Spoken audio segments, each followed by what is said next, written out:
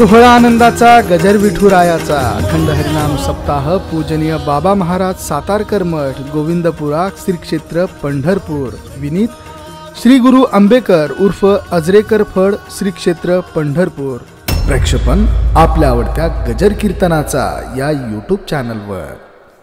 वसुदेव कुमरुतो देवकी नंदनु तोगे बाई रखुमा देवी वरुतो रखुमा देवी वरुतो शुकादिका चिंतन तोगे बाई वसुदेव कुमरुतो देवकी नंदनु तोगे बाई। प्रस्तुत कीर्तन रूपी सेवेकरताच प्राप्त असणार अभंग कैवल्य साम्राज्य चक्रवर्ती अलंकापूर निवासी श्री ज्ञानोबारायांचा आज समारोपीय कीर्तनाकरताच म्हणजेच काल्याच्या कीर्तनाकरता आज अभंग निवडलेला आहे। या अभंगावरती चिंतन सांगण्यापूर्वी किंवा चिंतनाला आरंभ करण्यापूर्वी श्री गुरु आजोबांच्या प्रथम पुण्यस्मरणानिमित्तचा चालू असणारा हा उत्सव आणि त्या उत्सवातील आजोबांच्याच आशीर्वादाने आजीच्या आशीर्वादाने श्री गुरूंच्या भाऊंच्या आज्ञेने ही काल्याची कीर्तनरूपी सेवा माझ्या वाटेला आली। तसं पाहायला गेलं हा अभंग निवडण्याचं कारण देखील तेच आहे की या माध्यमातून आजोबांचं प्रथम पुण्यस्मरण आहे आणि ते गेलेत ही भावनाच तसं पाहायला गेलं तर सहन होत नाही आणि गेलेत असं वाटतच नाही। अजूनही वाटतात की कीर्तन चालू आहे म्हटल्यानंतर ते डाव्या हाताला खुर्चीवर बसलेलेच आहे हीच भावना मनामध्ये ठेवतो आणि हा अभंग निवडायचं कारण एवढंच आहे। ज्या वेळेला मला सांगण्यात आलं की काल्याचं कीर्तन तुम्हाला करावे लागेल म्हणलं तर विचार केला की काय कीर्तनामध्ये कोणता अभंग घ्यावा थोडासा विचार करत असताना भाऊंकडनं असं कळलं की आजोबा ज्या ज्ञानोबारांच्या काही अभंगावरती काल्याची कीर्तन सेवा करायची त्यातील आज जो अभंग घेतलाय तो आजोबांचा एक कीर्तनाचा अभंग असायचा काल्याच्या कीर्तनातला। म्हटलं आजोबा अभंग जो घेतायत तोच अभंग जर आपण आज कीर्तनाकरता घेतला तर निश्चित आजोबांची देखील या माध्यमातून सेवा घडेल या हेतूने अभंग निवडला। माझ्यापेक्षा ज्ञानाने वयाने अधिकाराने सर्व ज्येष्ठ श्रेष्ठ मंडळी आज इथं उपस्थित आहे।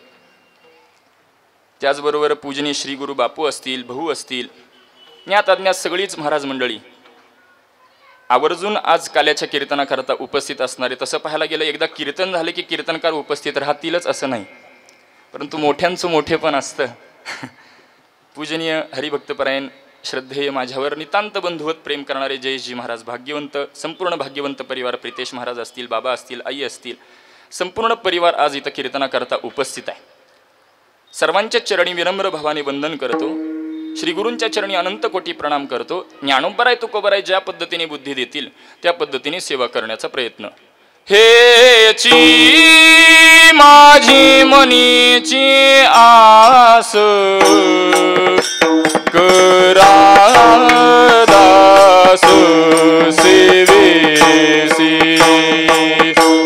करा दास सेवेसी करा दास सेवेसी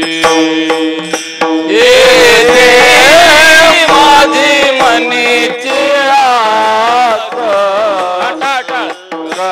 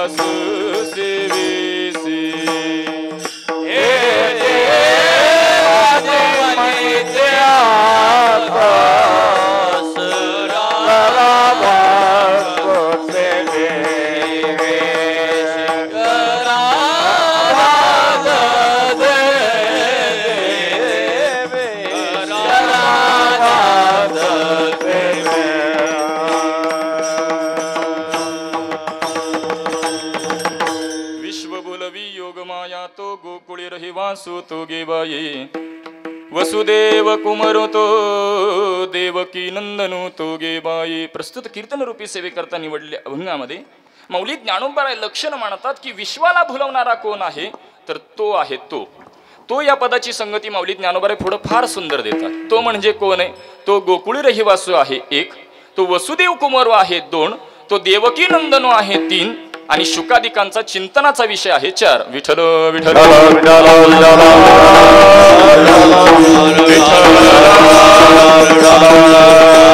माझ्या अल्पमतीप्रमाणे या अभंगामध्ये चिंतन करत असताना तो भुलवतो म्हटल्यानंतर कशाद्वारे भुलवतो? महाराज पद वापरतात योगमाया. म्हणजेच योगमाया या पदाचं चिंतन करणं गरजेचं आहे. बरं, भुलवणारा माया विशिष्ट चेतन आहे का याचं देखील चिंतन करणं गरजेचं आहे आणि भुलवता या पदाचं देखील चिंतन करणं गरजेचं आहे. 3 पद मला सोडवायचे, जसा जसा वेळ मिळेल तसा पद्धतीने मी सोडवण्याचा प्रयत्न करेन. माया याबाबत विचार करत असताना पहिलाच पूर्वपक्ष निर्माण होतो की माया आणि योगमाया ही वेगळी आहे का, असा पूर्वपक्ष निर्माण होईल. तसं पाहायला गेलं सर्वसाधारण विचार केला तर माया आणि योगमाया ही वेगळी नसून एकच आहे. बघा, माया असेल, अविद्या असेल, योगमाया असेल, अज्ञान असेल, ही एकाच पदाच्या अनुषंगाने येणारे शब्द आहे. परंतु त्या पदाच्या अनुषंगाने येणारे शब्द त्या विषयानुसार त्यांचा अर्थ तुम्हामांसमोर मांडला जातो. एखादा व्यक्ती आहे, व्यावहारिक उदाहरण घ्या, एखादा व्यक्ती आहे आणि त्या व्यक्तीला कोणी वडिलांच्या भूमिकेतून पाहत असतं, कोणी त्याला आजोबांच्या भूमिकेतून पाहत असतं. व्यक्तीच्या ठिकाणी आहे, परंतु ज्या पद्धतीने नातं बदललं की त्या पद्धतीने त्या भूमिका बदलतात. त्या पद्धतीने ती पद एकाच पदाच्या अनुषंगाने येणारे शब्द आहेत. विषय बदलला की त्या पद्धतीने त्याला बदललं जातं. मग माया याबाबत विचार करत असताना माया म्हणजे तरी काय? या मायेचं जीवाकडे स्वीकारून जर आपण अर्थ करू लागलो तर शास्त्र असं सांगतं, अघटित घटनापटीशी ती माया. अघटित घटनापटीशी याचा जर अर्थ पाहिला तर आहे ते झाकते आणि नको ते दाखवते, त्याला माया असं म्हटलं गेलं शास्त्रामध्ये. वेदांत सांगतो आपल्याला आहे ते झाकते आणि नको ते दाखवते. मग पुन्हा पूर्वपक्ष निर्माण होईल, काय झाकते आणि काय दाखवते? शंका आहे, काय झाकते आणि काय दाखवते? तर तसं पाहायला गेलं तर अधिष्ठानाला झाकते आणि प्रातिभासिक जग दाखवते. विठ्ठल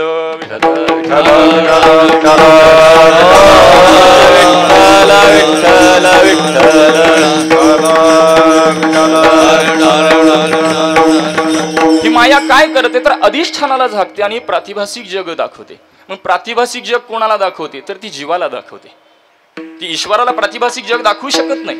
ईश्वर हा माया विशिष्ट चेतन जरी असला तरी ईश्वराला ती प्रातिभासिक जग दाखवू शकत नाही. ती दाखवते ते जीवाला दाखवते आणि जीवाला बद्ध करते. मग जीवाला बद्ध करते. तसं पाहायला गेलं जीव हा उपाधीमध्ये आणि तो बद्ध आहे, ईश्वर हा उपाधीमध्ये असून मुक्त आहे. दोन्ही चिंतन करता येतील. दोघांच्या उपाधीचं जर चिंतन केलं तर आपण जीवाची उपाधी काय म्हणतो? जीवाची उपाधी अविद्या म्हणतो आणि ईश्वराची उपाधी माया असं म्हणतो. मग याबाबत विचार करत असताना ईश्वराची उपाधी माया आहे आणि हीच जर माया जर शुद्ध सत्वगुणामध्ये आली तर ती ईश्वराची उपाधी ठरते आणि तीच जर मलिन सत्वगुणामध्ये आली तर ती जीवाला बद्ध करते.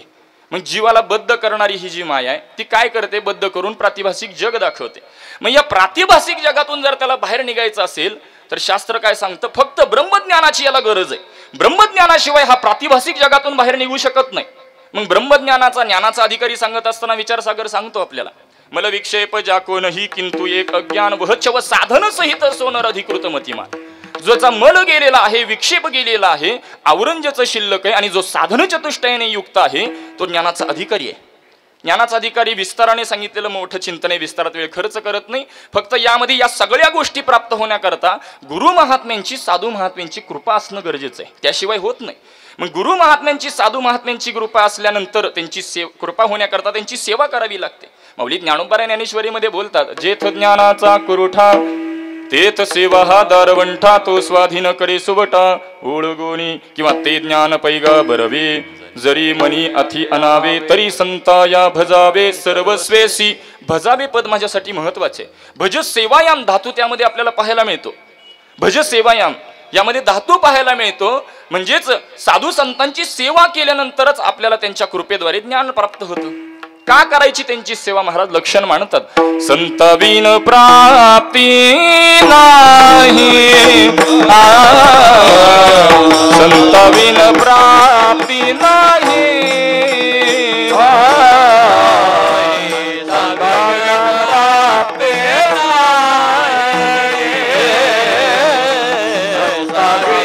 प्राप्ती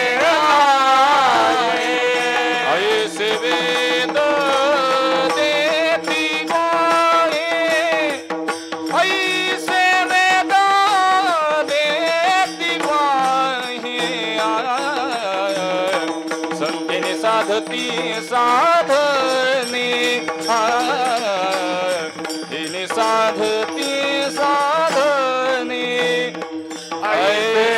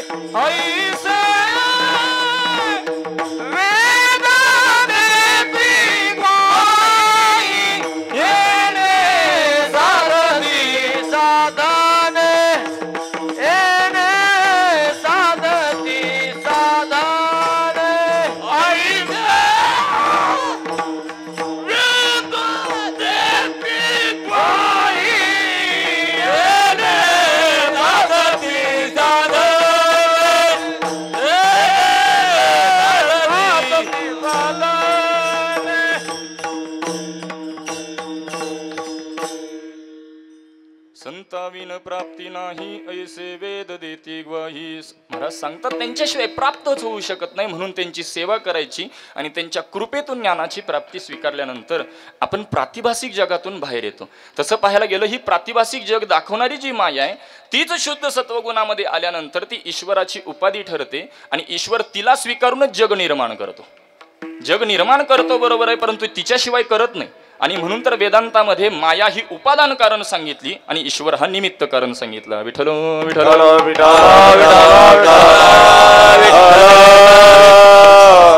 तीन प्रकारची कारण आपल्याला पाहायला मिळतात. निमित्त कारण, उपादान कारण आणि अभिन्न निमित्त उपादान कारण. व्याख्या आपल्याला पाहायला मिळेल. निमित्त कारण कशाला म्हणतात? ज्याच्याशिवाय कार्य होऊ शकत नाही आणि त्या कार्यापासून ते भिन्न असतं त्याला निमित्त कारण म्हणा एक. आणि ज्याच्याशिवाय कार्य होऊ शकत नाही त्या कार्यामध्ये ते असतं त्याला उपादान कारण असं म्हटलं गेलं. याच्यासाठी शास्त्रामध्ये उदाहरण दिलेलं आहे कुंभार आणि घट. तसं पाहायला गेलं शास्त्रामध्ये घट मठ पट हेच उदाहरण पाहायला मिळतात. बरं घट म्हणजे काय बघा, घट आणि एक कुंभार आहे. निमित्त कारण पटवून देतो. कुंभाराशिवाय घट तयार होईल का? आणखी खाली येऊन बोलू का? कुंभाराशिवाय माठ तयार होईल का? आणखी खाली येऊ का? कुंभाराशिवाय मडकं तयार होऊ शकतं का? मडकं माहिती आहे सगळ्यांना, नाहीतरी शेवटी तेच उपयोगाला येतं. जाऊ दे, विस्तार करत नाही. आपल्याला माठ माहिती आहे सगळ्यांना. कुंभाराशिवाय हा माठ तयार होऊ शकत नाही, त्याच्याशिवाय होऊ शकत नाही, त्यापासून ते भिन्न आहे.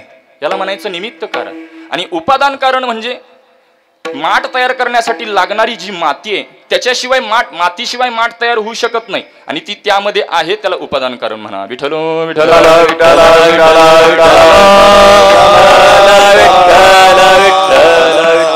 अशी ही जी माया उपादान कारण असणारी ही माया आहे ती सृष्टी निर्माण करते. मग यामध्ये ही दोन लक्षणं आहेत. एक आहे स्थूल सृष्टी, दुसरी आहे सूक्ष्म सृष्टी. याबाबत वर्णन भागवतामध्ये आपल्याला आलेलं पाहायला मिळतं.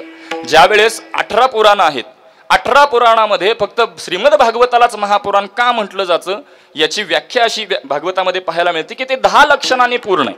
ते 10 लक्षण कोणत्या? अत्र सर्गो विसर्गश्च स्थानं पोषण मूतयः मन्वंतरेशानुकथा निरोधा मुक्तिराश्रय. 10 लक्षणं सांगितल्या.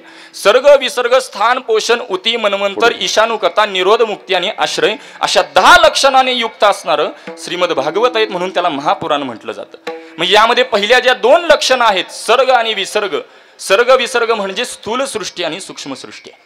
ज्या पद्धतीने स्थूल देह आणि सूक्ष्म देह सांगितला जातो. स्थूल देह म्हणजे काय? पंचीकृत पंचमहाभूतांपासून तयार झालेला हा स्थूल देह. पंचीकृत महाराज देखील म्हणतात देह तव आणिला पाचाचा उसना शेखी ज्याचा त्यास देणे लागे. हा पंचमहाभूतांपासून हा देह उसना आणलेला आहे. थोडस व्यवहार मानतो. हा देह उसना आणलेला आहे. उसना आणलेली गोष्ट तुमच्याकडे माघारी करतात का ठेवून घेतात? कशी पद्धत हो? बोला बरं जरा.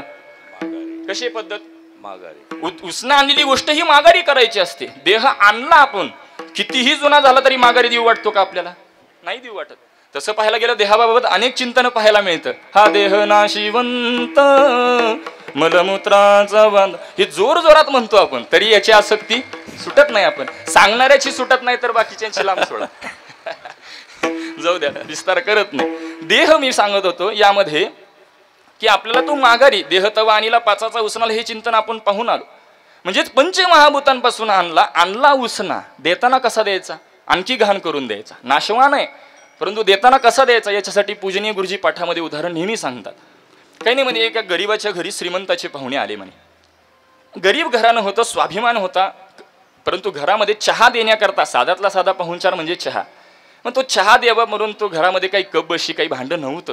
स्वाभिमान होता म्हणून शेजारच्या घरात जाते ती गृहिणी आणि त्यांच्याकडून कप बशी मागू लागते. तिथंही नुकताच चहा झालेला होता. ती म्हणते थांबा 1-5 मिनिटं, मला वेळ लागेल, मी तुम्हाला स्वच्छ करते आणि तुम्हाला ते भांडं देते. ती म्हणते मला जरा घाई आहे, मी खराब नेते माझ्याकडे स्वच्छ करून देते आणि तुम्हाला आणून देते. म्हणून ती खराब भांडं त्यांच्याकडून उचलते. नीट लक्ष द्या. खराब भांडं त्यांच्याकडून घेऊन आली, स्वच्छ केलं, सुंदर असा चहा बनवते, पाहुण्यांना चहा दिला. पाहुणे निघून गेल्यानंतर आणलेलं भांडं माघारी करायचं का घर जावई? माघारी करायचं, साधा व्यवहार आहे. अहो आणलेलं भांडं उसनं आणलं ते माघारी करायचं बरोबर, पण माघारी कसं करायचं? जसं आणलं तसं की स्वच्छ करून. अहो भांडं स्वच्छ करून द्यायचं तर देह कसा द्यायचा? विठ्ठल विठ्ठल.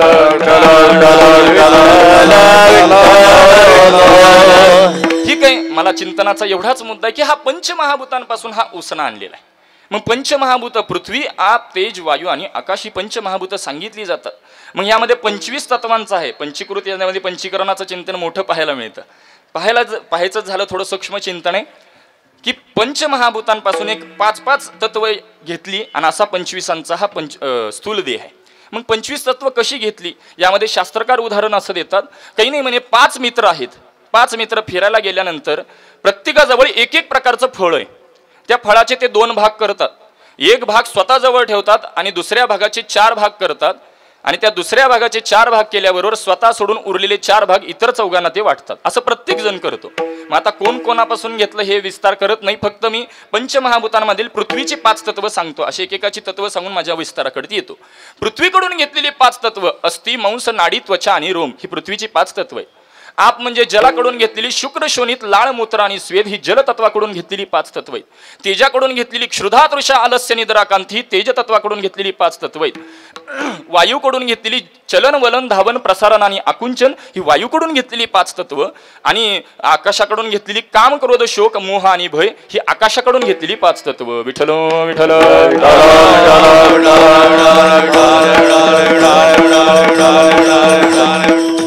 म्हणजे प्रत्येक तत्वाकडून प्रत्येक महाभूताकडून एक 5-5 तत्व घेतली. असा 25 हा जो तयार झाला त्याला स्थूल देह म्हणतात. थोडंसं पठायला कठीण जात असेल तर सर्वांच्या परिचयाचं प्रमाण देऊ का? 7, 5, 3 दशकांचा मेळा. 7, 5, 3 दशकांचा मेळा. 7, 5, 3 दशकांचा मेळा. 7, 5, 3 दशकांचा मेळा. एक तत्वी कळा दावी हरी. एक तत्वी कळा दावी हरी. हरी मुखे म्हणा, हरी मुखे म्हणा. 3 दशकांचा मेळा एक तत्वी कळा दावी हरी. मी 25 तत्व तुम्हाला समोर मांडली. तेच ज्ञानोबा हरिपाठामध्ये सांगतात. यातले अंक जर आपण घेतले 7, 5, 3 आणि दशक याची बेरीज करा. 7 आणि 5 12 आणि 3 15 दशक म्हणजे 10 25 असा 25 याचा मेळा म्हणजे स्थूल देह. त्याच पद्धतीने सूक्ष्म देह देखील सांगितला. 17 तत्वांचा अपंचीकृत पंचमहाभूतांपासून तयार झालेला. पंच ज्ञानेंद्रिय श्रोत्रम चक्षुः स्पर्शनम रसनम ग्रहणमेवच.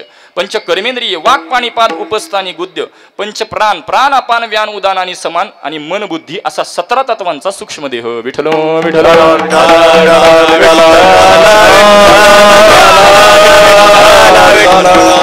असा 17 तत्वांचा हा सूक्ष्म देह स्थूल देह ज्या पद्धतीने सांगितला तद्वत त्या नवे स्थूल देह, सूक्ष्म देह आणि कारण देह याची शास्त्रामध्ये नावं देखील आहेत. विश्व, तेजस आणि प्राज्ञ. तद्वत त्या पद्धतीने स्थूल सृष्टीचा अभिमान स्वीकार करणारा ईश्वर त्याला विराट असं नाव आहे.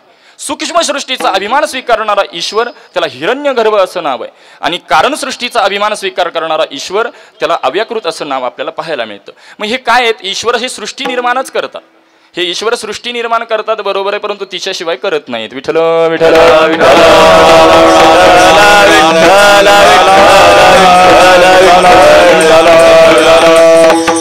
अभिमान स्वीकार करतात बरोबर आहे, परंतु जीवासारखा अभिमान स्वीकार करत नाही. जीवाकडे आसक्ती तादात्म्य असतं आणि ते त्याचा अभिमान स्वीकारतात म्हणून दुःखाला कारण ठरतात. ईश्वराकडे शुद्ध सत्वगुण असल्या कारणाने त्याच्याकडे आसक्ती तादात्म्य नाही आणि म्हणून तो अभिमानात गुंतत नाही आणि म्हणून दुःख नाही. परंतु चिंतनाचा मुद्दा आहे की हा ईश्वरच कर्ता आहे या सृष्टीचा आणि करता आहे बरोबर आहे, त्या बरोबरीनेच या सृष्टीमध्ये जीवाला लागणारे जे काही पदार्थ आहेत ते देखील तोच निर्माण करतो योगमायेद्वारे आणि जीवाला त्यामध्येच भुलवतो. मग जीवाला कशामध्ये भुलवलं तर विषयांमध्ये भुलवतो. म्हणजे कोणी भुलवलं? ईश्वराने, म्हणजे सगुण निराकाराने भुलवलं. हे चिंतन पाहायला मिळतं. म्हणजे तो भुलवतोय जीवाला कशामध्ये तर विषयांमध्ये. याला विषय का म्हणायचं? विषय म्हणायचं तरी कशाला? जे जीवाला आसक्त करतात त्यांना विषय म्हणा. एक जीवाला ते बंधनात टाकतात, जीवाला जे गुंतवून ठेवतात त्याला विषय म्हणा. विषयाची व्याख्या मग हे विषय किती प्रकारचे आहेत? पंचविषय सांगितले गेले शास्त्रामध्ये. शब्द, स्पर्श, रूप, रस आणि गंध पंचविषय. याची उत्पत्ती अशी सांगितली जाते, पंचमहाभूतांच्या तमोगुणांपासून पंचविषयाची उत्पत्ती आहे. विठ्ठल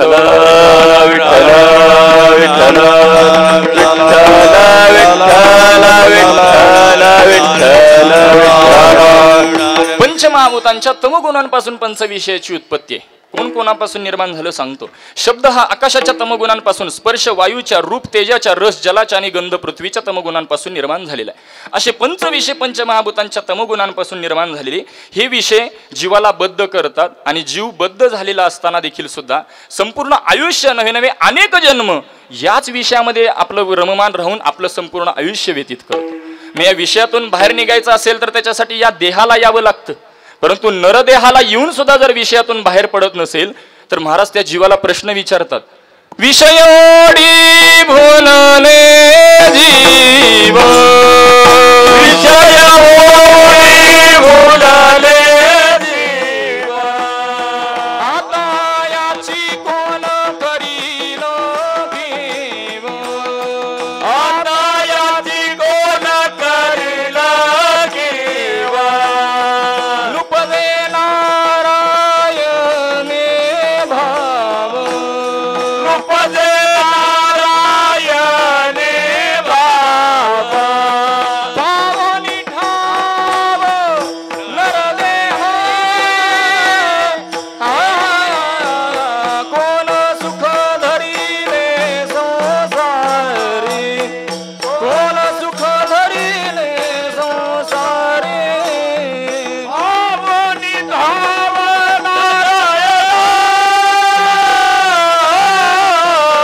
कोण सुख धरिले संसारी, कोण सुख धरिले संसारी, विषय ओढी भुलले जीवा, टाटा बोलिले जीवा, आकायाची कोण करील किवा, आकायाची कोण करील किवा, लुपदे नारायणी भाव, पावनी ठाव नरदेह, लुपदे नारायणी भाव, पावनी ठाव नरदेह.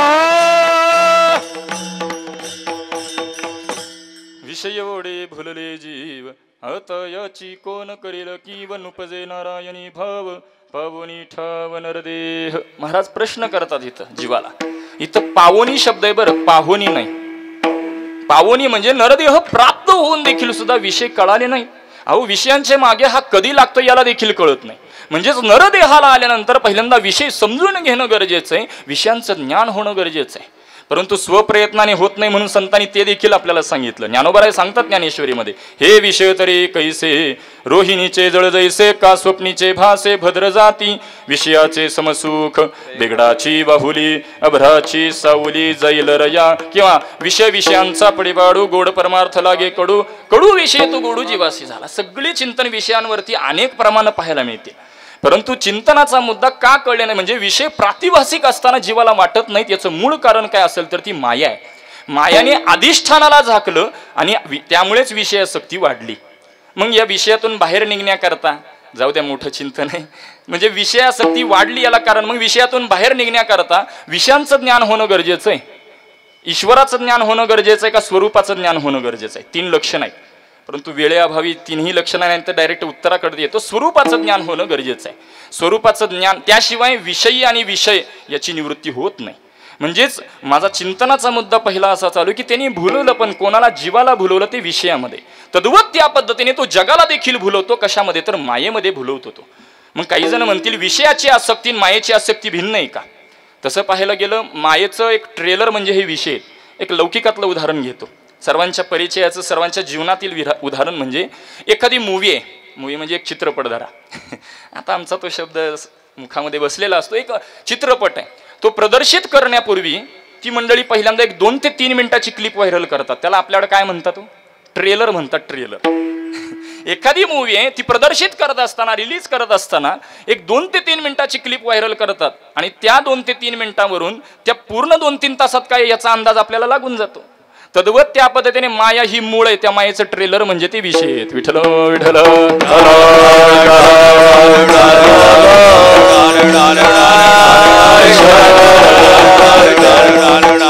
मग हे विषय माया ही करते. बरं, ती मायेचं जर स्वरूप जीवाकडे आल्यानंतरचं वेगळं रूप आहे आणि ती ईश्वराकडे गेल्यानंतर ती वेगळं रूप दाखवते. मायाकडे आल्यानंतर, जीवाकडे आल्यानंतर ती मलिन आहे आणि जीवाला काय करते? ती जीवाला भुलवते. परंतु ती जर ईश्वराकडे गेली तर ती शुद्ध सत्वगुणवाली आहे आणि ती त्याच्या अंकित होते, त्याची दासी बनते. मग काही जण म्हणतील महाराज ही जी माया जीवाला भुलवते तशी ईश्वराला भुलवू शकत नाही का? भुलवू शकत नाही. ती ईश्वराला भुलवू शकत नाही, उलट ईश्वराकडे ती भुलते. याचं प्रसिद्ध उदाहरण सर्वांना ज्ञात आहे. लक्ष्मी माता ज्या वेळेला विवाह करण्याच्या उद्देशाने वरमाला घेऊन ज्यावेळेस उत्तम लोकांमध्ये फिरू लागल्या, तद्वत त्या पद्धतीने त्या वैकुंठामध्ये आल्या. भगवान परमात्माच्या शयनगृहामध्ये गेल्याबरोबर भगवान परमात्मा निद्रा घेतात, म्हणजेच निवांत झोपलेले आहेत. झोपलेले असताना पायाचंच सौंदर्य, चरणाचंच सौंदर्य पाहतात आणि त्या एवढ्या भुलतात लक्ष्मी माता आणि त्या चरणाचीच सेवा करत बसतात. म्हणून महाराज देखील म्हणतात पाय लक्ष्मीच्या हाती. किंवा नवविधा ज्या भक्ती आहेत, श्रवणम कीर्तनम विष्णू स्मरणम पादसेवनम अर्चनम वंदनम दास्यम सख्यम आत्मनिवेदनम, यामध्ये पादसेवन भक्ती करता सुद्धा लक्ष्मी माताचं चिंतन सांगितलं जातं. म्हणजेच लक्ष्मी माता, मला चिंतन एवढंच सांगायचं की ती माया ईश्वराला भुलवू शकत नाही, ती त्याच्याकडे भुलते. विठ्ठल विठ्ठल.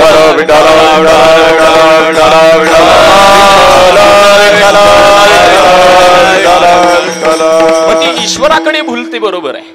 म्हणून तर त्याला माधव असं नाव आहे. मा अधिक धव, मा नाम माया धव नाम पती. त्या भगवंताला ती स्वतःला पती, त्याला पती म्हणून स्वीकारते, स्वतःला दासी म्हणून स्वीकारते. आणि असा हा माधव त्या मायेला स्वीकारून सृष्टी निर्माण करतो, त्या सृष्टीला देखील भुलवतो. म्हणजे त्यांनी जीवाला भुलवलं, सृष्टीला म्हणजे जगाला भुलवतो. तसा हा ऋषीमुनींना देखील भुलवतो. मला भुलवतो पदाचं चिंतन चालू आहे. हा ऋषीमुनींना देखील भुलवतो. ऋषीमुनींना कशामध्ये भुलवतो? तर ध्यानामध्ये भुलवतो. बघा, कित्येक मंडळी आपल्याला पाहायला मिळतात ध्यानस्थ बसलेली 6-6 महिने, 1-1 वर्ष ध्यानातून काही बाहेर येत नाही. म्हणजेच त्यांना कुठं भुलवलं? अंतरंगामध्ये त्यांना भुलवून टाकलं. म्हणजे हा जीवाला भुलवतो, जगाला भुलवतो, ऋषीमुनींना भुलवतो. तद्वत तो भक्ताला देखील भुलवतो. परंतु भक्ताला भुलवण्याची पद्धत आणि या जीवांना भुलवण्याची पद्धत त्याच्याकडे भिन्न प्रकारे आढळते. मग भक्ताला कशा पद्धतीने ते भुलवतो आणि भुलवणारा कोण आहे याचंच माऊली म्हणे अनोबराय लक्षण मानतात. विश्व भुलावे योग माया तो, विश्व भुलावे योग माया तो, विश्व भुलावे योग माया तो, विश्व भुलावे योग माया तो, विश्व भुलावे योग माया तो, विश्व भुलावे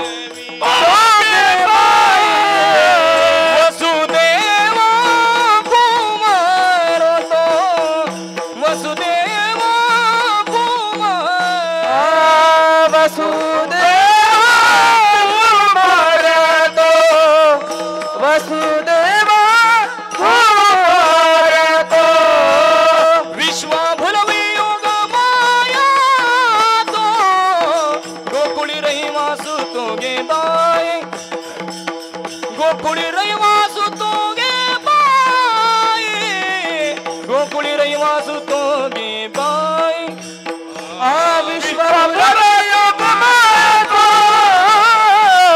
गोकुळी रहिवासू तो गे बाई, गोकुळी रहिवासी तो गे बाई, गोकुळी रहिवासी तो गे बाई.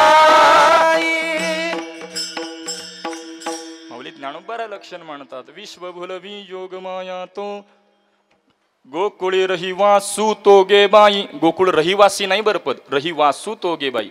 वसुदेव कुमरो तो देवकी नंदनू तो गे बाई. माऊली ज्ञानोबारा लक्षण म्हणतात, असा हा विश्वाला, बरं तो जगाला भुलवतो, जीवाला भुलवतो, त्या पद्धतीनेच भक्ताला भुलवतो असं नाही. भक्ताला भुलवणारा हा कोण आहे याचं महाराज उत्तर देतात, गोकुळी रहिवासी. हा गोकुळी रहिवासी असणारा हा परमात्मा आहे. गोकुळ रहिवासी आहे, बरं ठीक आहे, गोकुळी रहिवासी आहे, मग हा गोकुळी रहिवासी असणारा परमात्मा आहे. मग हा गोकुळवासी मग काय करतो, तो गोपाळांना गवळणींना भुलवतो, म्हणजेच तिथं भक्त आहेत म्हणून. तसंच विश्वामध्ये देखील भक्त आहेत, आणि विश्वामध्ये जिथं जिथं भक्त आहेत त्या भगवंताचे, त्याला गवळणी आणि गोपाळच म्हणावं. याला कारण ते त्याच्या तादात्म्यातले. आणि म्हणून म्हणजे ते पंढरपुरातील असू द्या, देहूतील असू द्या, आळंदीतील असू द्या, नाहीतर पैठणमध्ये असू द्या, ते भक्त फक्त गवळणी आणि गोपाळ त्यांनाच म्हणावं. ते कुठेच यावर त्यांचा अधिकार अवलंबून नाही, याच्यावर त्यांचं प्रेम अवलंबून नाही, त्यांच्या अधिकारानुसार तो भगवान परमात्मा भुलवत असतो. मग या अधिकारानुसार भुलवत असताना प्रत्येक भगवान परमात्मा प्रत्येक भक्ताला त्याच्या त्याच्या योग्यतेनुसार त्याला भुलवण्याचा प्रयत्न करतो. मग काहींना स्वतःच्या नामचिंतनाने तो भुलवतो, काहींना स्वतःच्या वेणूच्या नादाने तो भुलवतो, काहींना भगवान परमात्माचा सौंदर्याने भुलवतो, काहींना भगवान परमात्मा लीलेने भुलवतो. अशी 4 अवच्छेदकाचं चिंतन आपल्याला करता येईल.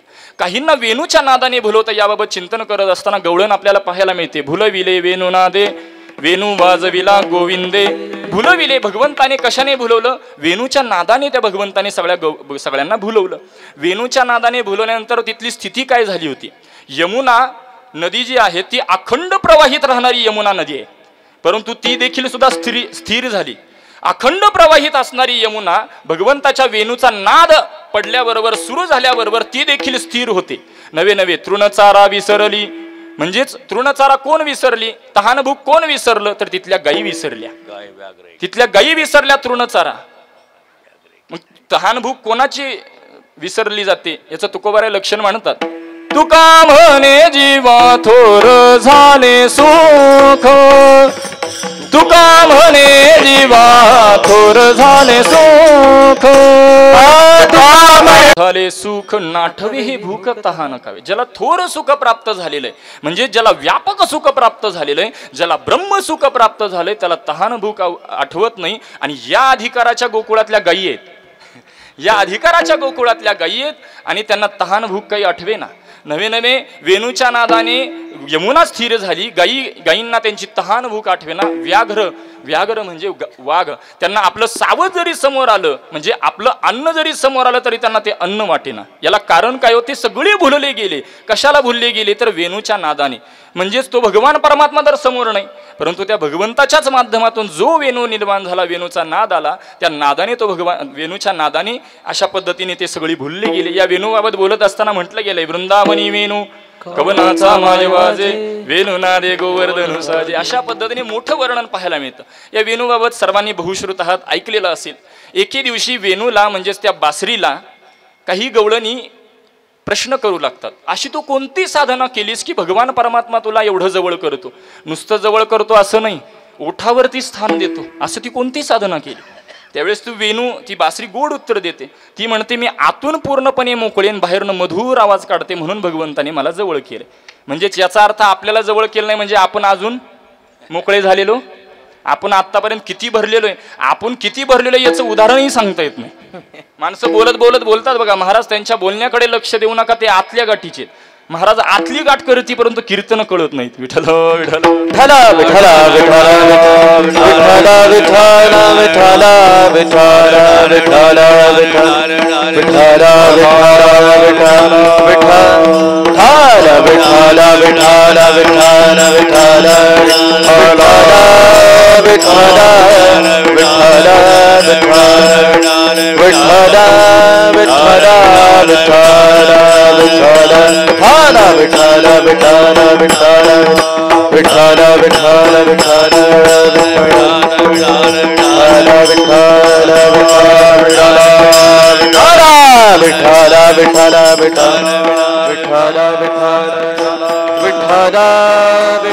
तो गोकुळे रहिवासू तो गे बाई वसुदेव कुमरो तो देवकी नंदन तो गे बाई. यामध्ये विश्व भगवान परमात्मा तो भुलवतो, मग भक्ताला भुलवतो आणि जीवाला भुलवतो. याची पद्धत वेगळी मी मांडली होती. मग भक्ताला भुलवत असताना काहींना वेणूच्या नादाने भुलवतो. वेणूचं चिंतन आपण करून आलो की भगवान परमात्मा वृंदावनी. तसं पाहायला गे वेणूच्या नादामध्ये आपण दृष्टांत पाहिला होता की ती वेणू गवळणी त्या बासरीला म्हणू लागतात, त्या वेणूने तुला भगवंताने असं तू काय केलं, तू साधना कोणती केलीस की भगवान परमात्मा तुला एवढं जवळ करतो, नवे नवे ओठ्यावरती स्थान देतो, अशी तू कोणती साधना केलीस. ती बासरी म्हणते मी आतून पूर्णपणे मोकळेन मधुर असा आवाज काढते, म्हणून मला भगवंताने जवळ केलेलं आहे. याबाबत आपण किती भरलेलं आहे याचं मी चिंतन सांगून आलो. मला चिंतन एवढंच सांगायचं आहे की ती आतून मोकळी आहे, म्हणूनच भगवंताने त्यामध्ये आपला नाद भरला. तो नाद म्हणजे चैतन्य आहे, बासरी म्हणजे उपाधी. चैतन्य आणि उपाधीच्या माध्यमातून जो नाद निर्माण झाला तो भुलवणारा ठरला आणि त्या नादाने गोकुळवासियांना भुलवलं. विठ्ठल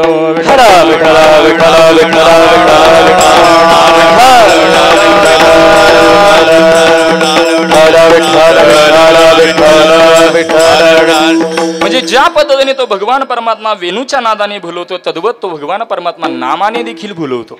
काहींना उदाहरण जर माहिती असेल, बहुश्रुत आहात, आपल्याला सुरदासजी महाराजांचं उदाहरण सर्वांना ज्ञात आहे. सुरदासजी महाराज दोन्ही डोळ्यांनी अंध आहेत आणि अंध असताना देखील सुद्धा भगवान परमात्म्याच्या नामचिंतन सतत चालू. एका मंदिरामध्ये नामचिंतन करत असताना 4 तास झाले, 5 तास झाले, 6 तास झाले, तरी नामचिंतन काही बंद झालं नाही.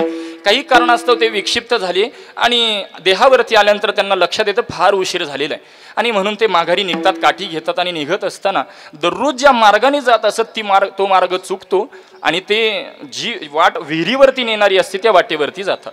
आणि जसं जवळ जाईल तसं तसं तर भगवान परमात्माला काळजी वाटू लागते आणि विहिरीमध्ये पडणार तोपर्यंत एक लहान बालक येतो आणि सुरदासजी महाराजांना मागे ओढतो आणि तुम्ही अंध आहात का, तुम्हाला काही दिसत नाही का, अशा पद्धतीने सुरदासजी महाराजांना बोलू लागतो.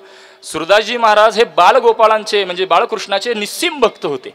सुरदासजी महाराज मनामध्ये विचार करतात, एवढी रात्र आहे, एवढ्या रात्री कोण लहान बालक मला वाचवायला येईल, निश्चित हा माझाच कृष्ण परमात्मा असला पाहिजे. आणि म्हणून त्याला धरण्याचा प्रयत्न करतात. तोपर्यंत तो मुलगा हिसडा मारतो आणि बाजूला जाऊन हसत बसतो. भगवान परमात्मा सुरदासजी महाराज म्हणतात, माझ्या आत्ता तावडीतून सुटला, तुला जर पुरुषार्थ दाखवायचा असेल तर माझ्या चित्तातून बाहेर निघून दाखव. माझा दृष्टांत संपला. सुरदासजी महाराज हे 3 तास झाले, 4 तास झाले, 5 तास झाले नामचिंतनामध्ये रमल्यानंतर त्यांना कशाचं देहभान राहिलं होतं का? नाही. म्हणजे नामाने भगवान परमात्मा भुलवतो याचं देखील चिंतन आपण पाहिलं. तसं भगवान परमात्मा स्वतःच्या सौंदर्याने देखील भुलवतो, गुणाने देखील भुलवतो. याबाबत प्रसिद्ध उदाहरण श्रीमद भागवतामधील माझ्या वाचनामध्ये आलेलं शुकाचार्यांचं. शुकाचार्य तसं पाहायला गेलं तर अभंगामध्ये देखील शेवटच्या पदामध्ये आपल्याला शुकाचार्यांचं चिंतन करता येईल. शुकाचार्य आणि व्यास महर्षी एकदा सरोवरापासून शुकाचार्य अरण्यामध्ये तपश्चर्या करण्याकरता साधना करता गेले, म्हणजे समाधी लावून बसण्याकरता गेलेले होते. आणि तिथून माघारी व्यास महर्षी परततात आणि ते अध्यापनाचं काम तसंच चालू ठेवतात. गुरुकुलामध्ये तसंच अध्यापनाचं काम चालू ठेवतात. आणि शुकाचार्य एका अरण्यामध्ये गेलेले एक गुहा पाहतात आणि तिथं समाधी लावून बसतात. निर्विकल्प समाधी. आता निर्विकल्प म्हणजे त्रिपुटीचं भान नसणं, वेदांताचं भरपूर लक्षण आपल्याला यामध्ये करता येईल. सविकल्प समाधी, निर्विकल्प समाधी, व्युत्थानरहित समाधी लावून बसलेले शुकाचार्य समाधी लावून बसलेले असताना एके दिवशी व्यासांची काही साधक मंडळी अरण्यामध्ये काही फिरण्याकरता जात असताना एकदा गुहा दिसतील. त्या गुहेमध्ये एक ध्यानस्थ समाधी लावून बसलेले योगी त्यांना पाहायला मिळतात. मग या योगींनी आमच्याशी काहीतरी हितूच करावं म्हणून त्यांना सावध करण्याचा ते प्रयत्न करतात. अनेक प्रयत्न केले तरी ते काही सावध होत नाहीत. म्हणून चेहरा पडतो, नाराज होतात आणि आपल्या आश्रमामध्ये माघारी येतात. पडलेले चेहरे पाहिल्यानंतर व्यास महर्षी त्यांना प्रतिपादन करू लागतात. काय झालं ते घडलेला वृत्तांत सगळा काही सांगतात. आणि घडलेला वृत्तांत सांगितल्यानंतर व्यास महर्षी अंतर्दृष्टीने पाहतात तर त्यांना त्यांचेच चिरंजीव दिसतात, शुकाचार्य दिसल्याबरोबर ते म्हणू लागतात, तुम्हाला जर त्यांच्याशी हितगुज साधायचा असेल तर मी तुम्हाला भागवतातील एक श्लोक देतो, तो तुम्ही तिथं जाऊन गा आणि तुम्ही तिथं गायल्यानंतर नक्कीच त्यांच्या समाधीतून ते बाहेर येतील. बरहा पीडम नटवर वपुः कर्णयो कर्णिकारम विवद्रवासः कनक कपिशम वैजयंती चमाला. भगवंताचं सौंदर्याचं वर्णन करणारा हा श्लोक त्यांना दिला आणि ही मंडळी, साधक मंडळी जातात आणि श्लोक तिथं जाऊन गातात. गायल्याबरोबर त्यांच्या शुकाचार्य निर्विकल्प समाधीतून बाहेर येतात आणि ते देखील जोरामध्ये ते श्लोक गाऊ लागतात. भगवंताचं सौंदर्य वर्णन करणार म्हणजेच कपाळावरती, मस्तकावरती मोराचा एक मुकुट आहे, कानामध्ये आपल्या कमलपुष्पाच्या कळ्या आहेत, गळ्यामध्ये वैजयंती माळा आहे, पिवळा पितांबर त्यांनी घातलेला, असं वर्णन त्यामध्ये पाहायला मिळतं. मग शुकाचार्य ही गाऊ लागल्यानंतर थोडासा कालावधी लोटतो आणि शुकाचार्य परत समाधीकडे जाऊन समाधी लावून बसतात. मग या साधकांना वाटतं असं झालं तरी काय नेमकं, म्हणून परत आश्रमात येतात आणि व्यासांना सगळ्या घडलेला वृत्तांत सांगतात. व्यास महर्षी परत अंतर्दृष्टीने पाहतात, त्यांना लक्षात येतं की शुकाचार्यांना एक संशय आहे म्हणे. कोणता संशय? एवढा सौंदर्यवान असलेला माझा परमात्मा दयाळू आहे का नाही? आणि म्हणून म्हणतात की तुम्हाला मी दुसरा श्लोक देतो, तुम्ही पहिला श्लोक गा. ते गायल्यानंतर त्यांच्या समाधीत भंग पडेल आणि परत ते समाधी लावण्याकरता गेल्यानंतर तुम्ही हा दुसरा श्लोक गा, निश्चित ते तुमच्यासोबत हितगुज करतील. असं म्हटल्यानंतर ते तिथं जातात, पहिला श्लोक गातात. शुकाचार्यांच्या परत समाधीमधून बाहेर येतात, ते देखील श्लोक गाऊ लागतात आणि श्लोक गायल्यानंतर काही कालावधीनंतर परत समाधीकडे जाणार एवढ्यात ते दुसरा श्लोक गातात. अहो बकियम स्तनकालकूटम. स्तनकालकूटम म्हणजे यामध्ये स्तनकालकूटम म्हणजे भगवान परमात्म्याने त्यामध्ये भागवतामध्ये असं वर्णन आहे की भगवंताला दूध पाजायला आलेली जी पुतना आहे, म्हणजेच विष द्यायला आलेली जी पुतना आहे, परंतु दूध पाजणारी ही आईच असते. हीच भूमिका डोळ्यामध्ये ठेवून त्या आईला जी स्थिती द्यायची तीच त्या पुतण्याला दिली. किती दयावान असणारा हा कृष्ण परमात्मा आहे, असं दयाळूपणाचं वर्णन त्या श्लोकामध्ये आलेलं पाहायला मिळतं. आणि तो श्लोक शुकाचार्यांच्या कानावर पडता क्षणिक शुकाचार्य त्यांच्याशी हितगुज करू लागतात. कुठून आला आहात? ते म्हणू लागतात असं आश्रमामधून आले आहात. हे श्लोक कोणी रचलेले आहेत? आमचे गुरुजी व्यास महर्षींनी रचलेले आहेत. आणखी काही श्लोक रचलेत का? भागवत नावाची एक संहिता रचलेली आहे. म्हटल्यानंतर मला तिथपर्यंत घेऊन चला. आणि म्हणून व्यास महर्षींच्या आश्रमात शुकाचार्य आलेले आहेत आणि तिथं आल्यानंतर व्यासांना परमसंतोष प्राप्त होतो आणि शुकाचार्य व्यासांना म्हणू लागतात मला ते भागवत शिकवा. मला चिंतन एवढंच सांगायचंय, भगवंताच्या सौंदर्याने, भगवान परमात्म्याच्या गुणाने शुकाचार्य निर्विकल्प समाधीमध्ये असणारे ते सुद्धा भुलले गेले. विठ्ठल विठ्ठल विठ्ठल.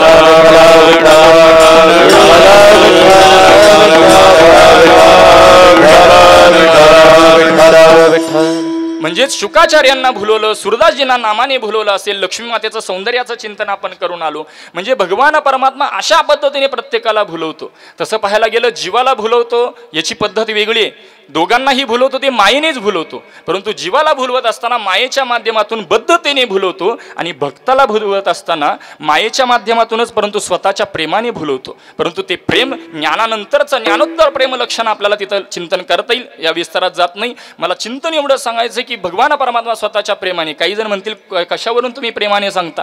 कारण तो भगवान परमात्मा प्रेमापोटीच वसुदेव कुमरुतो, वसुदेवाचा कुमर झालेला आहे. देवकी नंदनू, देवकीचा नंदनू झालेला आहे. नवे शुकाचार्यांचं चिंतन असं सांगितलं जातं, कधीही शुकाचार्य एका जागेवर स्थिर राहत नाहीत म्हणे.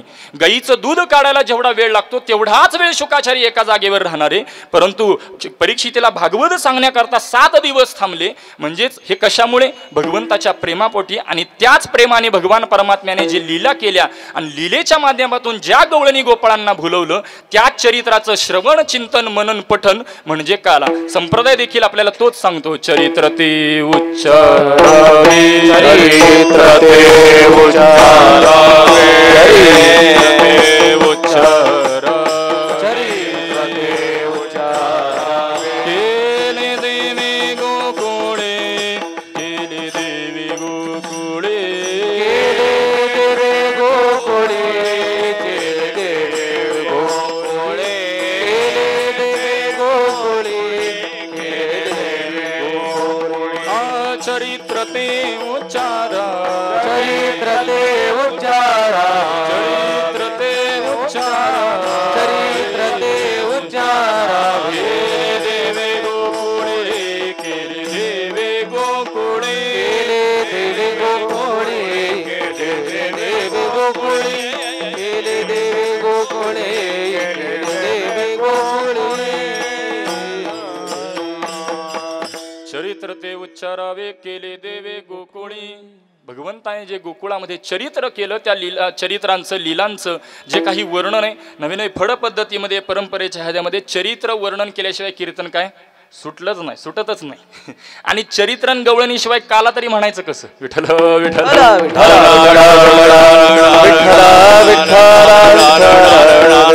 तसं पाहायला गेलं चरित्राचं वर्णन करत असताना यामध्ये पूर्वपक्ष असा निर्माण होतो.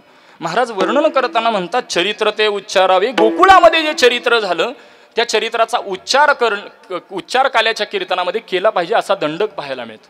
म्हणजे यामध्ये पूर्वपक्ष असा की भगवंताचे सगळे अवताराची जर कारणमीमांसा आपली पाहिली तर कारणमीमांसा काय हो? धर्मरक्षावया अवतार घेसी आपुल्या पाळेसी भक्तजना किंवा यदा यदा हि धर्मस्य ग्लानिर्भवति भारत अभ्युत्थानम धर्मस्य तदात्मानं सृजाम्यहम. किंवा महाराज आणखी एका ठिकाणी सांगतात आहे तुका म्हणे धर्म संस्थापने आहे तुका म्हणे धर्म संस्थापने आहे तुका म्हणे धर्म संस्थापने आहे तुका म्हणे धर्म संस्थापने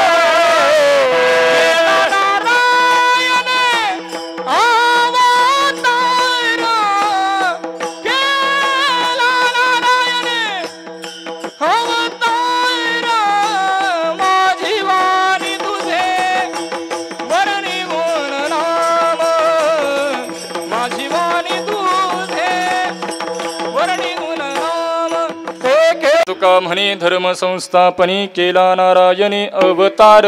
महाराज लक्षण मांडतात की त्यांनी अवतार कशासाठी केला? आहे तुका म्हणे धर्म संस्थापनी, धर्माचं स्थापन करण्याकरता त्याच्या रक्षणाकरता तो भगवान परमात्मा येतो. इथपर्यंत आपण कारणमीमांसा पाहतो. म्हणजेच भगवंताचे सगळे अवतार धर्म रक्षणाकरता असेल तर काल्याच्या कीर्तनामध्ये कृष्णाचं चरित्र का घ्यायचं?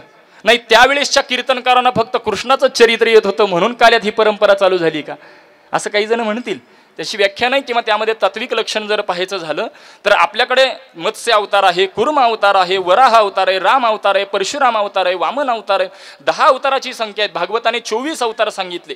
परंतु यामध्ये सगळे अवतार जर पाहिले तर काही अवतार हे कलांनी युक्त आहेत. म्हणजे तसं पाहायला गेलं आता सगळ्या अवतारामध्ये प्रभू रामचंद्रांचं चरित्र आपण सर्वांना आचरणशील असं सांगतो. प्रभू रामचंद्रांचं चरित्र देखील काल्यामध्ये का नाही याची कारणमीमांसा कितीही प्रकार सांगेना परंतु शास्त्रामध्ये आपल्याला 6च प्रकार सांगितले गेलेत. अंश अवतार, अंशांश अवतार, आवेश अवतार, करा अवतार, पूर्ण अवतार आणि परिपूर्ण किंवा यालाच पूर्णोत्तम अवतार असं म्हटलं जातं.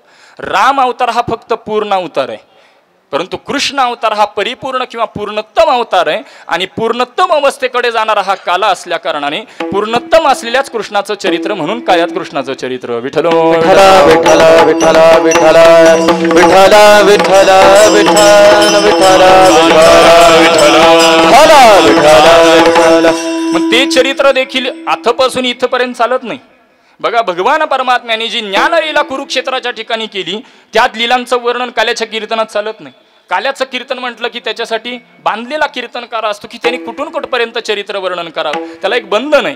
म्हणजे इतर कीर्तनकारांना बंधन नाही असं वर्णन नाही बरं यामध्ये. आता सगळीच मंडळी पाळतात का हा भाग वेगळा म्हणा. इतर कीर्तनात काय बोलावं हे आता कीर्तनातून सांगावं लागतं याच्यासारखं दुर्दैव नाही, परंतु विस्तार करत नाही त्यात. काल्याचं कीर्तन म्हटलं की कीर्तनामध्ये चरित्र उच्चारायचं आथपासून इथपर्यंत नाही. हे दसे चरित्र केली नारायणे, हे दसे चरित्र केली नारायण, हे दसे चरित्र केली नारायण, हे दसे चरित्र केली नारायण, हे दसे चरित्र केली नारायण, हे दसे चरित्र केली नारायण, नारायण हे दसे चरित्र केली नारायण, हे दसे चरित्र केली नारायण. रांगता गोधने राखिताई, रांगता गोधने राखिताई, हे माझी वाणी तुझे वर्णी गुण नाम, माझी वाणी तुझे वर्णी गुण नाम. रांगता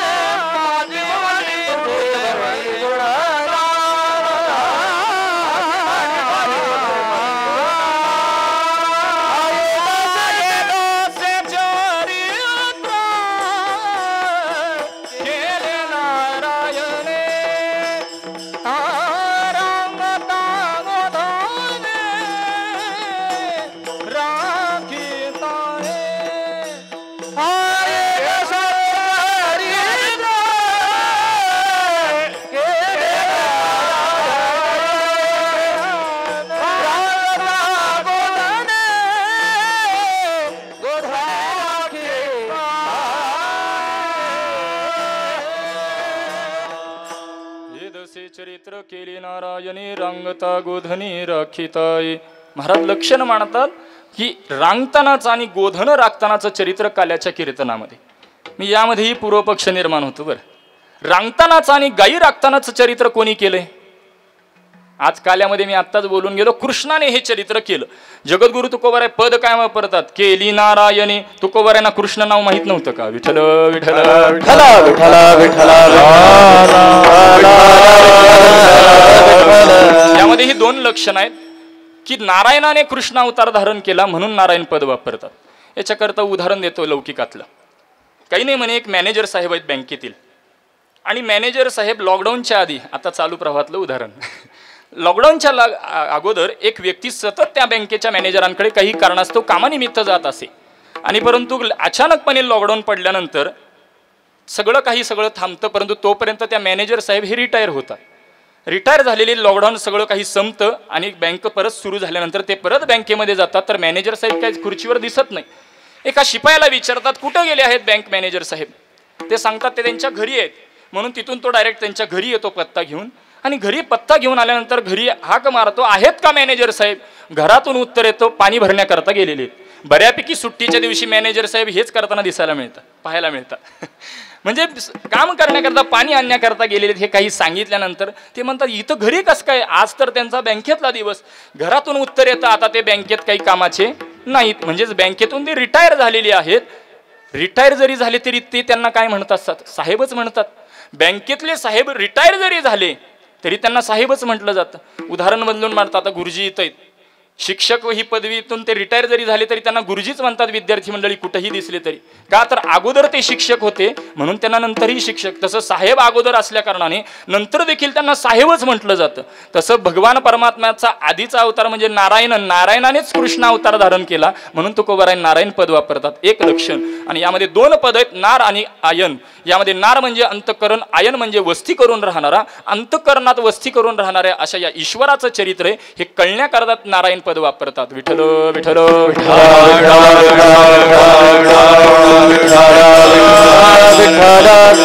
आता जास्त विस्तार करत नाही, चरित्राकडे येतो. आणि चरित्र पाहत असताना पहिल्यांदा सर्वांनी मोठ्या प्रेमाने एकदा भजन करू, नंतर उर्वरित चिंतन. विठोबा रखुमाये, जय जय विठोबा रखुमाये.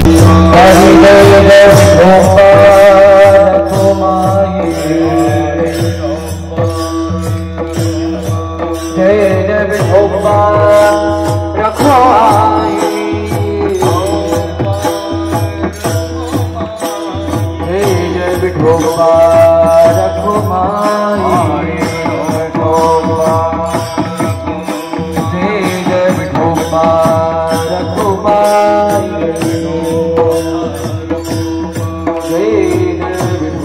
योगमाया तो विश्वभुलवी योगमाया तो गोकुळे रहिवासु तो गेबाये.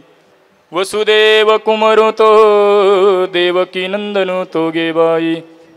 या अभंगाचं चिंतन करत असताना तो भगवान परमात्मा योगमायेने विश्वाला कशा पद्धतीने भुलवतो याचं चिंतन करून आल्यानंतर आपण नामाने काहींना भुलवतो, काही भक्तांना नामचिंतनाने भुलवतो, काहींना सौंदर्याने भुलवतो, काहींना वेणूच्या नादाने भुलवतो, तर काहींना लीलेने भुलवतो. त्याच लीलांचं चरित्राचं वर्णन म्हणजे हा काला. मग भगवान परमात्म्याचं चरित्र मी मगाशी पूर्वपक्ष मांडून त्याची आपण उत्तरमीमांसा देखील त्या पद्धतीने पाहिली की गोकुळामध्ये काल्याचं कृष्णाचं चरित्र का नवे नवे अथपासून इथपर्यंत चालत नाही. येदसे चरित्र केली नारायणे रांगता गोधनी राखिताये. रांगतानाचं चरित्र आणि गोधन राखतानाचं चरित्र भगवान परमात्म्याने जे केलं त्या चरित्राचं चिंतन वनन श्रवण पठन म्हणजे हा काला. भगवान परमात्मा रांगू लागल्यानंतर म्हणजेच भगवान परमात्मा रांगू लागल्या अगोदर पहिल्यांदा जन्म करावा लागेल. भगवान परमात्मा जन्मले कुठं? मथुरेमध्ये जन्मले. भगवान परमात्मा जन्मल्याबरोबर मथुरेमध्ये नंदबाबांना वसुदेवजींना सांगू लागले, नंदाच्या घराला मजनी गोकुळाला. सांगितल्याबरोबर ते कधी सांगितलं होतं? त्यावेळेला सांगितलं आणि त्यावेळेस फक्त कानामध्ये सांगितलं होतं. कारण मी कुठं चाललो हे कळायला नको म्हणून वसुदेवांच्या फक्त कानामध्ये सांगितलं. आणि वसुदेवजी टोपलीमध्येच भगवान परमात्माला घेतात आणि निघतात. वाटेमध्ये यमुना नदी लागते. भगवान परमात्मा टोपलीमध्ये आहेत म्हणून यमुना नदी हळूहळू वर यायला लागलेली आहेत. वसुदेवांच्या नाकातोंडात पाणी चाललेलं आहे. तरी देखील वसुदेवांचा निर्धार काय कमी झाला नाही. म्हणून शेवटी भगवान परमात्माने आपले पाय बाहेर काढले, चरण बाहेर काढल्याबरोबर यमुनेने वाट करून दिली असं चरित्र आपल्याकडे सांगितलं जातं.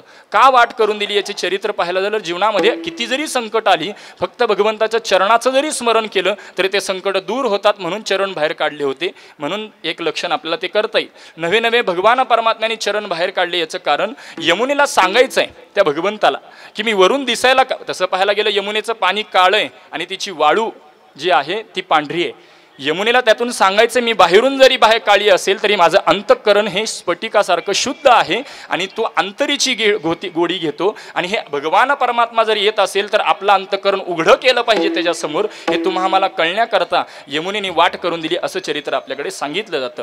भगवान परमात्माला घेऊन वसुदेव जे आलेले आहेत आणि नंदबाबांच्या वाड्यामध्ये गेल्यानंतर तिथं ठेवल्याबरोबर मायेला उचलतात, कृष्ण परमात्माला तिथं ठेवतात. यामध्ये चरित्र असे, मायेला धरलं की बंधनं परत सुरू झाली आणि कृष्ण परमात्माला धरलं की बंधनं सुटतात. अशा पद्धतीचं चिंतन त्यामध्ये आपल्याला पाहायला मिळतं. मग भगवान परमात्माला तिथं सोडल्यानंतर गोकुळामध्ये भगवान परमात्मा प्रगट झाले. मग यामध्ये पूर्वपक्ष असा की जिथं जन्म आहे तिथं सुख आहे का, जिथं प्रगट आहे तिथं सुख आहे? तो जन्म आहे तिथं सगळं साखर बंद आहेत, सगळे काही बंधनं पाहायला मिळतात. आणि प्रगट आहेत तिथं गोकुळातलं वातावरण बदलून गेलं. गोकुळीच्या सुखा,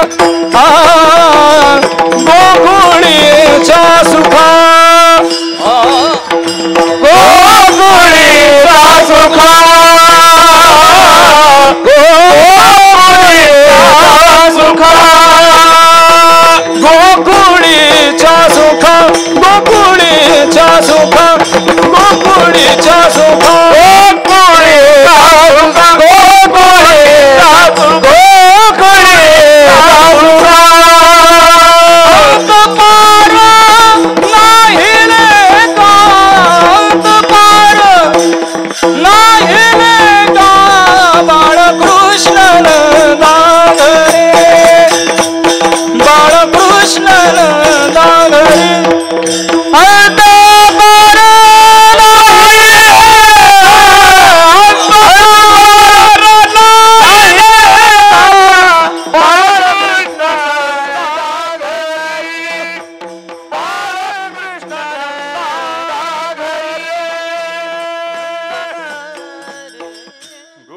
सुखा अंत पार नाही लेका. गोकुळामध्ये गुडिया तोरणी करती कथा गाती गाणी, बाळकृष्ण नंदागरी आनंदल्या नर नारी. अहो गोकुळामध्ये भगवान परमात्मा अवतीर्ण झाले. यांनी गोकुळातल्या गवळणी गोपाळ भुलले यात नवल नाही, गवळणींचे इंद्रिय सुद्धा भुलली गेली.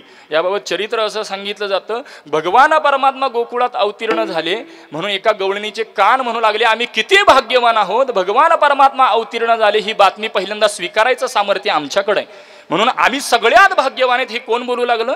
कान बोलू लागले, श्रोत्र इंद्रिय बोलू लागलं की आम्ही भाग्यवान आहे. कानाचं बोलणं वाचा ऐकते आणि वाचा म्हणू लागते तुमच्यापेक्षा आम्ही भाग्यवान आहे.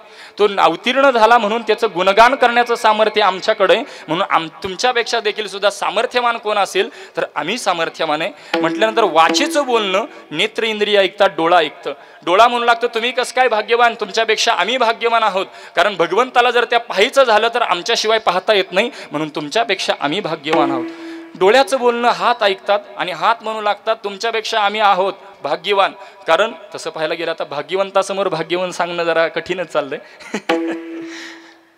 हात म्हणू लागतात मी भाग्यवान आहेत. कशामुळे भाग्यवान? कारण भगवंताला जर मिठी मारायची असेल, त्याला जर त्याच्या चरणाचा जर स्पर्श करायचा असेल तर आमच्या हाताचंच साह्य घ्यावं लागतं, म्हणून आम्ही भाग्यवान आहोत. हाताचं बोलणं पाय ऐकतात, पाय म्हणू लागतात आम्ही जागचे नाही चाललो तर तुम्हाला काहीच करता येत नाही, त्यामुळे सगळ्यात भाग्यवान आम्ही आहोत. विठ्ठल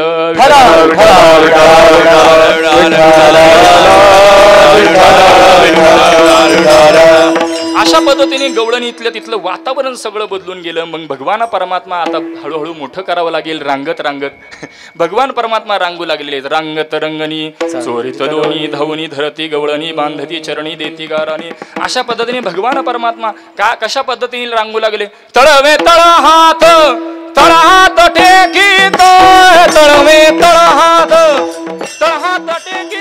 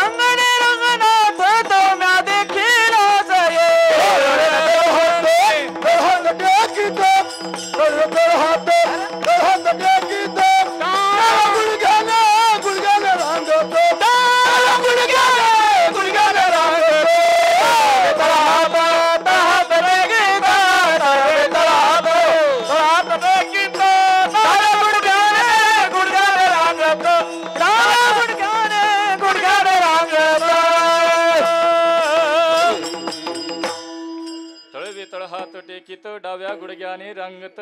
भगवान परमात्मा रांगू लागले कसं? तळवे तळ हात टेकीत डाव्या गुडघ्याने रांगत भगवान परमात्मा रांगू लागलेले. भगवान परमात्मा रांगू लागले. मग रांगत असतानाच्या भगवान परमात्म्याच्या लीला, भगवान परमात्मा रांगत असतानाच्या लीला करू लागले. एके दिवशी भगवान परमात्मा रांगत असताना भगवंताने एके दिवशी माती खाल्ली असं चरित्र आपल्याकडे सांगितलं जातं. भगवान परमात्म्याने एके दिवशी माती खाल्ली आणि म्हणून सगळ्या गवळणी गोपाळ यशोदा मैयाला तक्रार करू लागतात की कृष्णाने माती खाल्ली, कृष्णाने माती खाल्ली. ही तक्रार करू लागल्याबरोबर कृष्ण परमात्मा म्हणतो मी काही माती खाल्लेली नाही. कृष्ण परमात्मा असं म्हटल्यानंतर तोपर्यंत बाजूलाच बलराम दादा असतात. बलराम दादा म्हणतो नाही कृष्ण खोटं बोलतो, त्यांनी माती खाल्लेली आहे. त्यावेळेस कृष्ण परमात्मा म्हणतात मी खोटं नाही, बलराम दादाच खोटं बोलतो आणि त्यांनीच माती खाल्ली असं म्हटल्यानंतर त्यावेळेस आपल्याला त्यावेळेस प्रकरण किंवा एक गवळण पाहायला मिळते. आई गाय नाही खाल्लं गव्यामाती, आई गाय नाही खाल्ली गव्यामाती, आई गाय नाही खाल्ली गव्यामाती, आई गाय नाही खाल्ली गव्यामाती. बलराम दादा खोटं बोलतो, बलराम दादा खोटं बोलतो, बलराम दादा खोटं बोलतो, बलराम दादा खोटं बोलतो.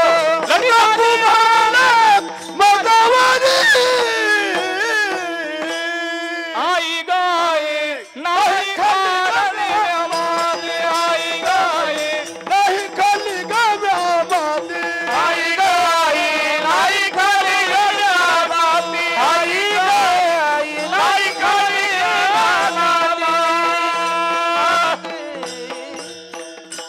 आई गाई नाही खाल्ली मी माती. भगवान परमात्मा म्हणतात मी काही माती खाल्ली नाही. बलराम दादा खोटं बोलतो, तो सुद्धा खोटं बोलतो, परंतु मी काही माती खाल्ली नाही. म्हणून भगवंताला आ करायला लावलं. त्यावेळेस भगवान परमात्म्याने सगळ्या ब्रह्मांडाचं दर्शन यशोदा मैयाला करून दिलं. ते कशा माध्यमातून? योगमायेच्या माध्यमातून. योगमाया भुलवितो आपल्याला चिंतन यामध्ये अभंगाच्या दृष्टीने करता येईल. तो योगमायेने भगवान परमात्म्याने सगळं ब्रह्मांड दाखवलं. भगवंतानी माती का खाल्ली होती याची कारणमीमांसा अशी पाहायला मिळते की भगवंताने माती का खाल्ली होती, कारण पुढं आपल्याला भरपूर क्रिया करायच्यात. भगवंताला गोकुळामध्ये अनेक क्रिया करायच्यात. सवंगड्याला धरून क्रिया करता रजगुण लागतो, सत्वगुण तमोगुण चालत नाही. आणि ती क्रिया करण्याच्या रूपाने रजगुणाच्या माती खाण्याच्या रूपाने रजगुण पोटामध्ये साठवला, म्हणून माती खाली हे एक लक्षण होतं. दुसरं लक्षण आपल्याला असं पाहायला मिळतं की भगवान परमात्मा की पुढं आपल्याला दही दूध तूप लोणी भरपूर खायचंय. आता खाणाऱ्यालाच कळतं बरं हे, कारण आत्ता सगळे आपण बिस्किटाच्या सवयीतले झालो. जो लोणी दही दूध तूप रेग्युलर खातो त्याला लक्षात येतं बघा, आपल्याला तोंडाला एक प्रकारची विशिष्ट चव निर्माण होते. मग भगवान परमात्मा पुढं भविष्यामध्ये येणारी जी चव आहे, एक प्रकारचा त्याला एक काहीतरी शब्द आहे आणि त्या पद्धतीने तोंड पडतं. म्हणून भगवान परमात्म्याने सुरुवातीलाच माती पोटामध्ये साठवण्याच्या निमित्ताने माती खाल्ली, अशा पद्धतीने लक्षण आपल्याला पाहायला मिळतं. नवे नवे भगवंताने माती का खाल्ली होती जर लक्षण पाहायचं झालं तर आपल्याला विठ्ठल विठ्ठल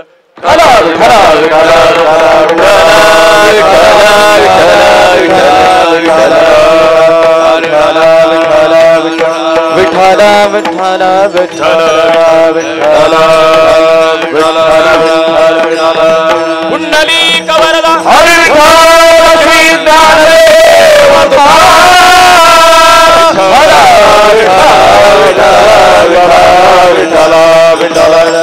भगवंताने माती का खाल्ली होती याच्याबाबत भक्तांनी काही लक्षण वेगळं केलेलं आहे.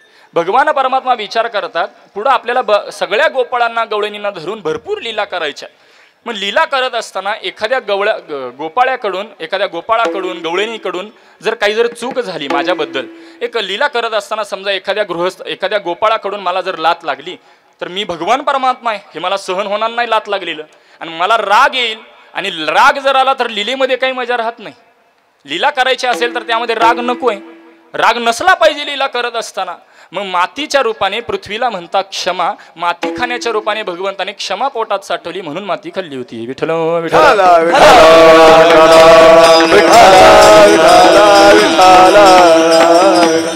दुसरं लक्षण आपल्याला असं केलेलं किंवा आणखी पुढे जाऊन जायचं झालं तर भगवान परमात्मा असंच रांगत असताना एके दिवशी यशोदा मैया कृष्ण परमात्माला स्तनपान करत बसलेली असताना चुलीवरती एक दूध ठेवलेलं होतं माई, आणि ते दूध उतू चाललं. तसं पाहायला गेलं यामध्ये पूजनीय श्री गुरु काकांनी सांगितलेला भाव असा होता की त्या गाईचं जे रस आहे, गोर रस ज्याला म्हटलं जातं, त्या रसाला भगवंताला स्पर्श करायचा होता म्हणून ते अग्निरूप होत होतं म्हणे. भगवंताला पाहावं म्हणून ते उतू चाललं होतं आणि अग्निरूप म्हणजे ज्या वेळेस चुलीवरती ते दूध पडलं ते अग्निरूप होतं. भगवंताला स्पर्श करण्याच्या उद्देशाने पाहण्याच्या दृष्टीने तो स्वतःला अग्निरूप करत होता. भगवंताला ते सहन झालं नाही म्हणून भगवंताने ते दगड मारून माठ फोडला आणि दूध सगळीकडे पसरलं. त्या दुधाचा भगवंताच्या चरणाशी स्पर्श झाल्याबरोबर ते दूध स्वतःला भाग्यवान समजू लागलं आणि त्याला दर्शन देण्याकरता भगवंताने माठ फोडला. हा एक भाव त्यामध्ये आपल्याला पाहायला मिळतो. भगवंताने माठ का फोडला? स्तनपान करत असलेली यशोदा मैया दूध उतू चाललेलं पाहून दुधाला खाली ठेवते, कृष्ण परमात्माला खाली ठेवते आणि दुधाकडे धाव घेते म्हणे. जुनी कीर्तनकार मंडळी फार रंगवून सांगायची. माझ्या श्रवणामध्ये असं आलेलं होतं की काही नाही म्हणे महिला मंडळींच्या काहीतरी आवडीच्या गोष्टी असतात. एक दुधावरची साय फार आवडते म्हणे त्यांना, एक जावई जास्त आवडतो आणि दुसरं टोपलं एक जास्त आवडतं म्हणे. विठ्ठल विठ्ठल त्यामध्ये जी गाई दुधावरची साय उतू गेलेली चालत नाही त्यांना, कारण परत साय बांधत नाही. अहो असं सांगितले जाते, जुनी कीर्तनकार मंडळी बोलायची की आपल्या नवऱ्याला सुद्धा साय देत नाहीत म्हणे आपल्या पत्नी. एवढ्या त्या साईवर प्रेम असतं. आणि ती दूध उतू चाललं म्हणून भगवंताने माठ तिकडे धाव घेतली यशोदा मैयाने, म्हणून कृष्ण परमात्माने माठ फोडला. का फोडला? कारण दूध हे काय? गो रस आहे. गो रसाकडे धाव घेतली. गो नाम इंद्रिय, रस नाम आनंद देणारा, असं अर्थ त्यामध्ये करता येईल. त्या गो रसाला म्हणजेच त्याला सगळ्यांना आनंद देणारा मी इथं असताना म्हणजेच गोपतीला सोडून गो रसाकडे धाव घेतली म्हणून माठ फोडला. विठ्ठल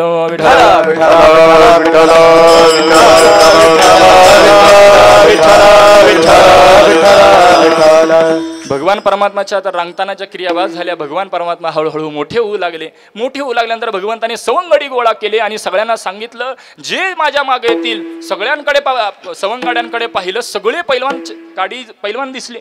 सगळे गोपाळ काडी पैलवान दिसल्यानंतर भगवान परमात्मा म्हणू लागतात तुम्हाला काही घरी खायला मिळत नाही का? सगळं मिळतंय परंतु सगळं काही कल्याणच्या डेअरीला जातंय. असं म्हटल्यानंतर भगवान परमात्मा म्हणू लागतात बाहेर दूध तुपलोणी विकायचं नाही म्हणे, कारण बाहेर दूध तुपलोणी विकल्यामुळे शत्रू बलवान होतोय. आपण ते खायचं आणि आपण ते आता उद्यापासून काय करायचं, तुम्ही जे जे माझ्या मागे येईल त्यांना मी पोट भरून खायला देईल. याला तरी या रे लागे, याला तरी या रे लागे, याला तरी या रे लागे,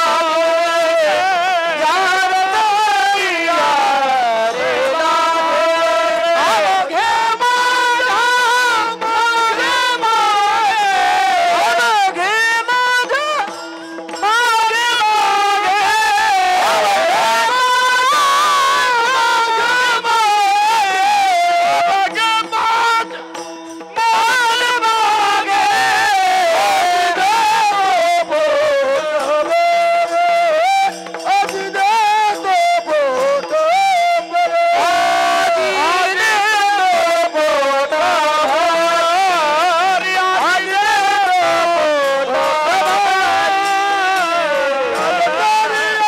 लागे. घे माझा मागे मागे, घे माझा मागे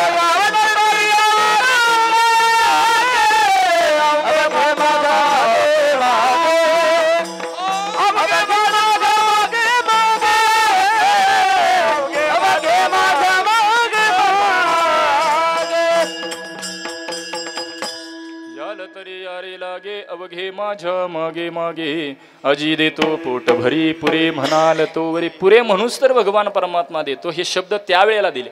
भाऊ नेहमी काल्याच्या कीर्तनात सांगतात की त्यावेळेस दिलेला भगवान परमात्म्याने शब्द आज कमी पडतं का हो आपल्याला? अहो त्याचं नाम मुखाला घेतलं तरी बिस्लरीच्या बाटलीशिवाय देत नाहीत त्याला. एवढं भगवान परमात्मा आपल्याला देतो, फक्त त्याने दिलेला शब्द तो पाळतो. याल तरी या रे लागे, त्याच्या मागं गेलं पाहिजे. म्हणून भगवान परमात्मा सांगतात जे माझ्या पाठीमागे येतील त्यांना मी पोट भरून खायला देईन. भगवान परमात्मा सांगतात उद्यापासून आपल्याला चोरी करायची म्हणे. चोरी करायची म्हटल्यानंतर भगवंताने हत्यारं सांगायला सुरुवात केली. घ्या रे सामुग्री चोखट, खडे सराटे काट्या नीट, माच बांधारे बळकट, शब्द कटकट न करावी. भगवंताने हत्यारं सांगायला सुरुवात केली म्हणे. तसं पाहायला गेलं तर पहिला पूर्व पक्ष मांडतो, मग चरित्राकडे येतो. बरीच मंडळी आता सोशल मीडियाच्या माध्यमातून या चरित्रावरती शंका घेतात की तुमचा देव चोर आहे, देवाने चोरी करायची असती का, अशी नानाविध शंका सोशल मीडियाच्या माध्यमातून, फेसबुक व्हॉट्सअपच्या माध्यमातून अनेक समोर येतात.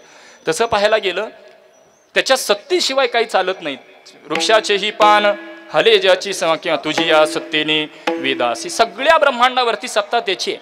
एक व्यावहारिक उदाहरण देतो. आपल्या बँकेच्या खात्यामध्ये किती पैसे असावेत हे आपण ठरवतो का शासन ठरवतो? कोण ठरवतो बोला? या 2 वर्षात सगळ्यांचा संबंध बँकेशी आला. कोण ठरवतं? शासन ठरवतं. आपल्या अकाउंटमध्ये किती बॅलन्स असावा हे शासन ठरवतं. मग एखादी लिमिट दिलेलं असतं, ते लिमिट जर क्रॉस केलं आपण तर आपलं हिट लिस्टला नाव जातं. हिट लिस्टला नाव गेल्यानंतर ती मंडळी कधीही आपल्या घरावरती ज्याच्यावरती लिस्टवरती नाव आहे त्याच्या घरी धाड टाकतात आणि मिळालेला पैसा काय करतात?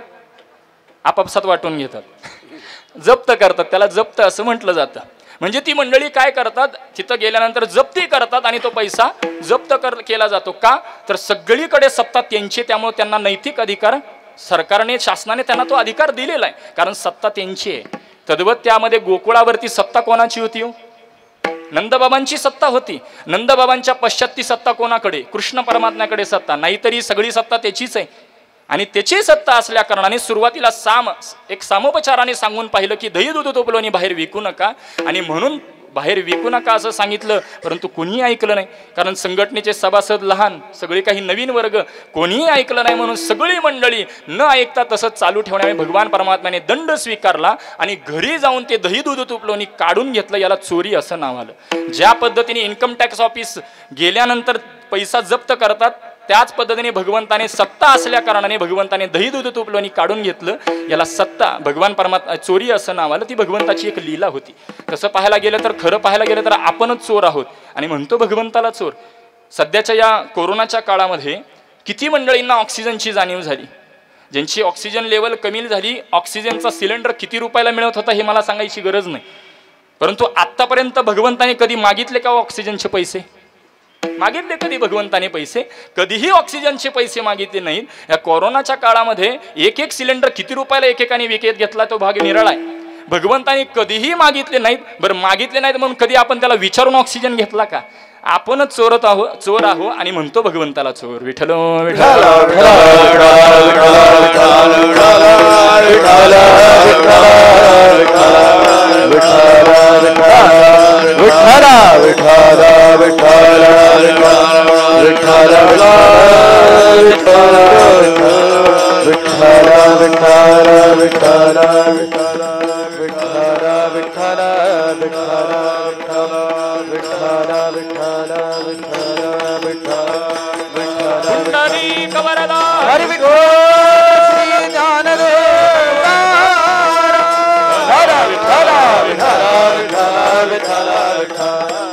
भगवान परमात्म्याची सत्ता असल्याने भगवंताने ते काढून घेतलेला चोरी असं नाव आलं. नव्हे त्याला चोरी म्हणताच येत नाही, कारण ज्या घरी भगवान परमात्मा जात होते त्या घरचा एक मेंबर भगवंतासोबत जायचा.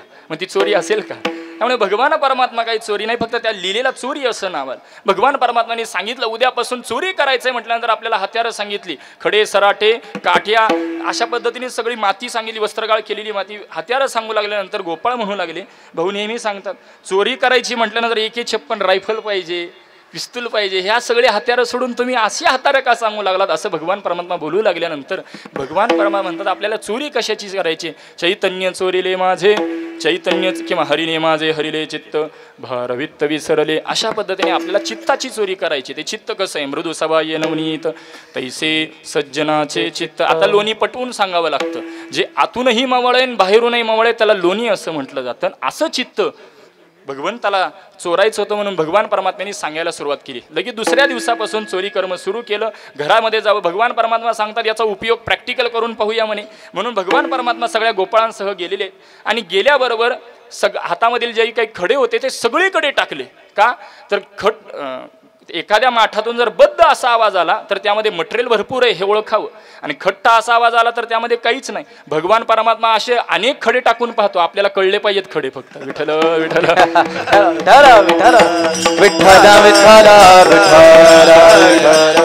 म्हणून भगवान परमात्माने खड्याचा वापर सांगितला. भगवान परमात्मा सांगू लागतात की पूर्वी माठ हा शिंक्यावर ठेवण्याची पद्धत होती. आपल्या हाताला येणार नाही म्हणून काठीच्या साह्याने ते फोडेन मी पेनाने तुम्हाला ही पाजेन, अशा काठीचा उपयोग सांगितला. नंतर भगवान परमात्मा म्हणू लागतात की ती गवळण जर आपल्या कालव्याने जर जागी झाली ना आपल्या जर पाठीमागं आली तर आपण काय करायचं, आपल्याकडे जे काही सराटे सांगितले जातात, एक काटा आहे तो खाली फेकायचा आणि निघून जायचं, म्हणजे तो काट्याचा गुणधर्म असा आहे तो जास्त इजा करत नाही आणि पाऊल मात्र पुढे टाकू देत नाही. म्हणजे भगवंताने सराटेच का निवडले होते, याचा गुणधर्म, याची लक्षण असं आहे की काटा टोचल्यानंतर पाय पुढे टाकू देत नाही, काटा काढल्यानंतर इथं काटा टोचला हे सांगता येत नाही, म्हणजे तक्रार नंदबाबांकडे जाऊ नये म्हणून कृष्ण परमात्म्याने ते काटे नियोजन केलं होतं. भगवान परमात्मा ते काटे टाकतात आणि निघून येतात.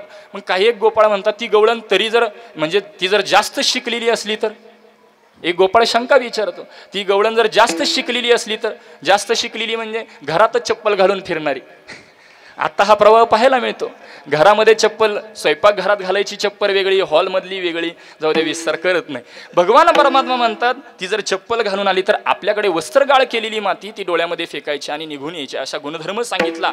आणि भगवान परमात्मा दुसऱ्या दिवसापासून चोरी कर्म करू लागले, म्हणून गवळणी गारानं घेऊन भगवंताकडे येऊ लागल्या, नंदबाबांकडे येऊ लागल्या. पहिली आली धावणी, याने बाय काय केली करणी, पती असता शेजेसी मला नेले अंगणी, झोंबतो माझ्या अंगासी, हे बाई आम्हासी पाहावेना, धरू जाता सापडेना, यशोदे बाळ तुझा काना, कुठं बरं सोसू धिंगाणा.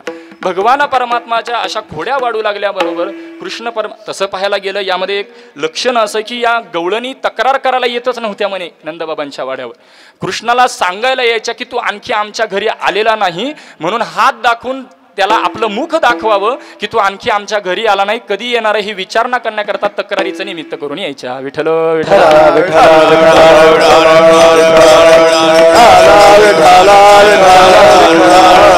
अशा अनेक लीला, अनेक खोडा वाढल्यानंतर यशोदा मैया रागाला जाते आणि यशोदा मैया कृष्णाला बोलू लागते, खोड्या नको करू माझे बाबा.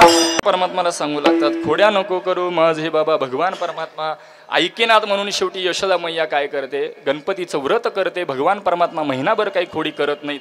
माझी वेळ संपलेली, एक 5-10 मिनिटांमध्ये समारोप करू चरित्राचा. भगवान परमात्मा ऐकत नाहीत म्हणून यशोदा मैया गणपतीचं व्रत करते. महिनाभर भगवान परमात्मा खोडी करत नाहीत. भगवान परमात्मा मग ते व्रत सोडण्याकरता यशोदा मैया देवबाप्पांना बोलवते, सगळे काही पंचपक्वान तयार करते, श्री बालाजीचा बेत तयार करते आणि करून भगवान परमात्म्याच्या समोर ती ताटच्या ताटे ठेवतात. भगवान परमात्मा यशोदा मैयाला म्हणू लागतात, मला भूक लागली, काहीतरी खायला दे, खायला दे. म्हटल्यानंतर यशोदा मैया सांगू लागते की पहिल्यांदा नैवेद्य दाखवू दे, नैवेद्य दाखवल्याशिवाय खायचं नसतं बरं.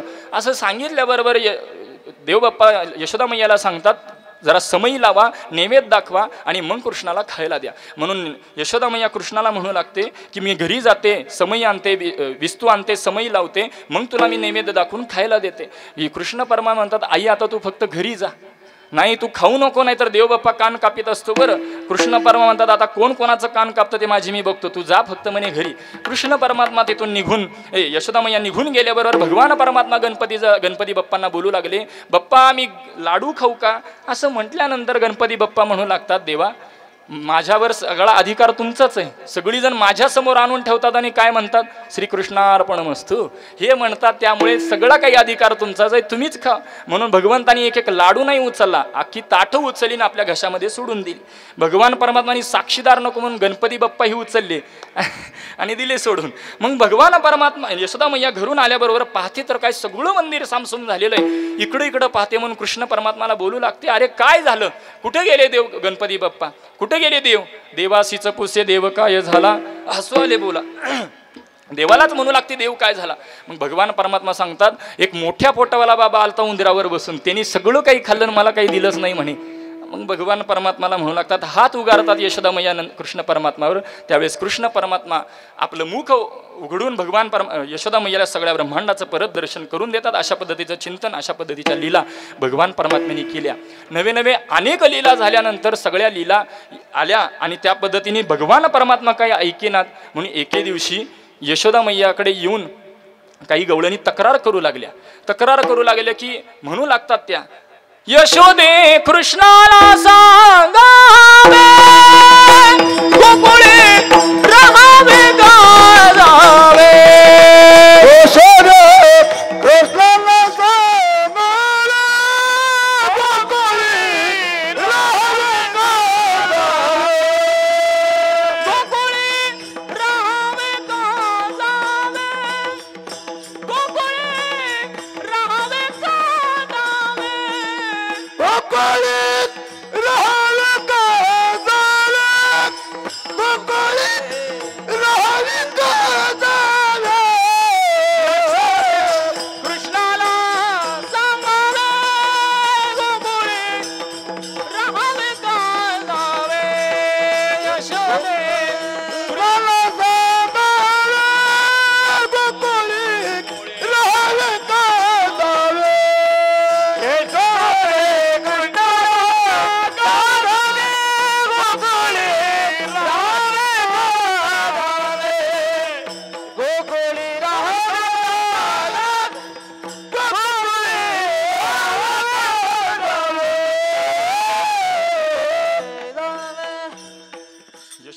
कृष्णाला सांगावे गोकुळे राहावे का जावे, अशा पद्धतीने गवळणी तक्रार करू लागल्यानंतर कृष्ण परमात्म्याला यशोदा मैया ओरडू लागले, का असं करत होतो, आपल्या घरी काही खायला मिळत नाही का, एवढ्या गायी आहेत.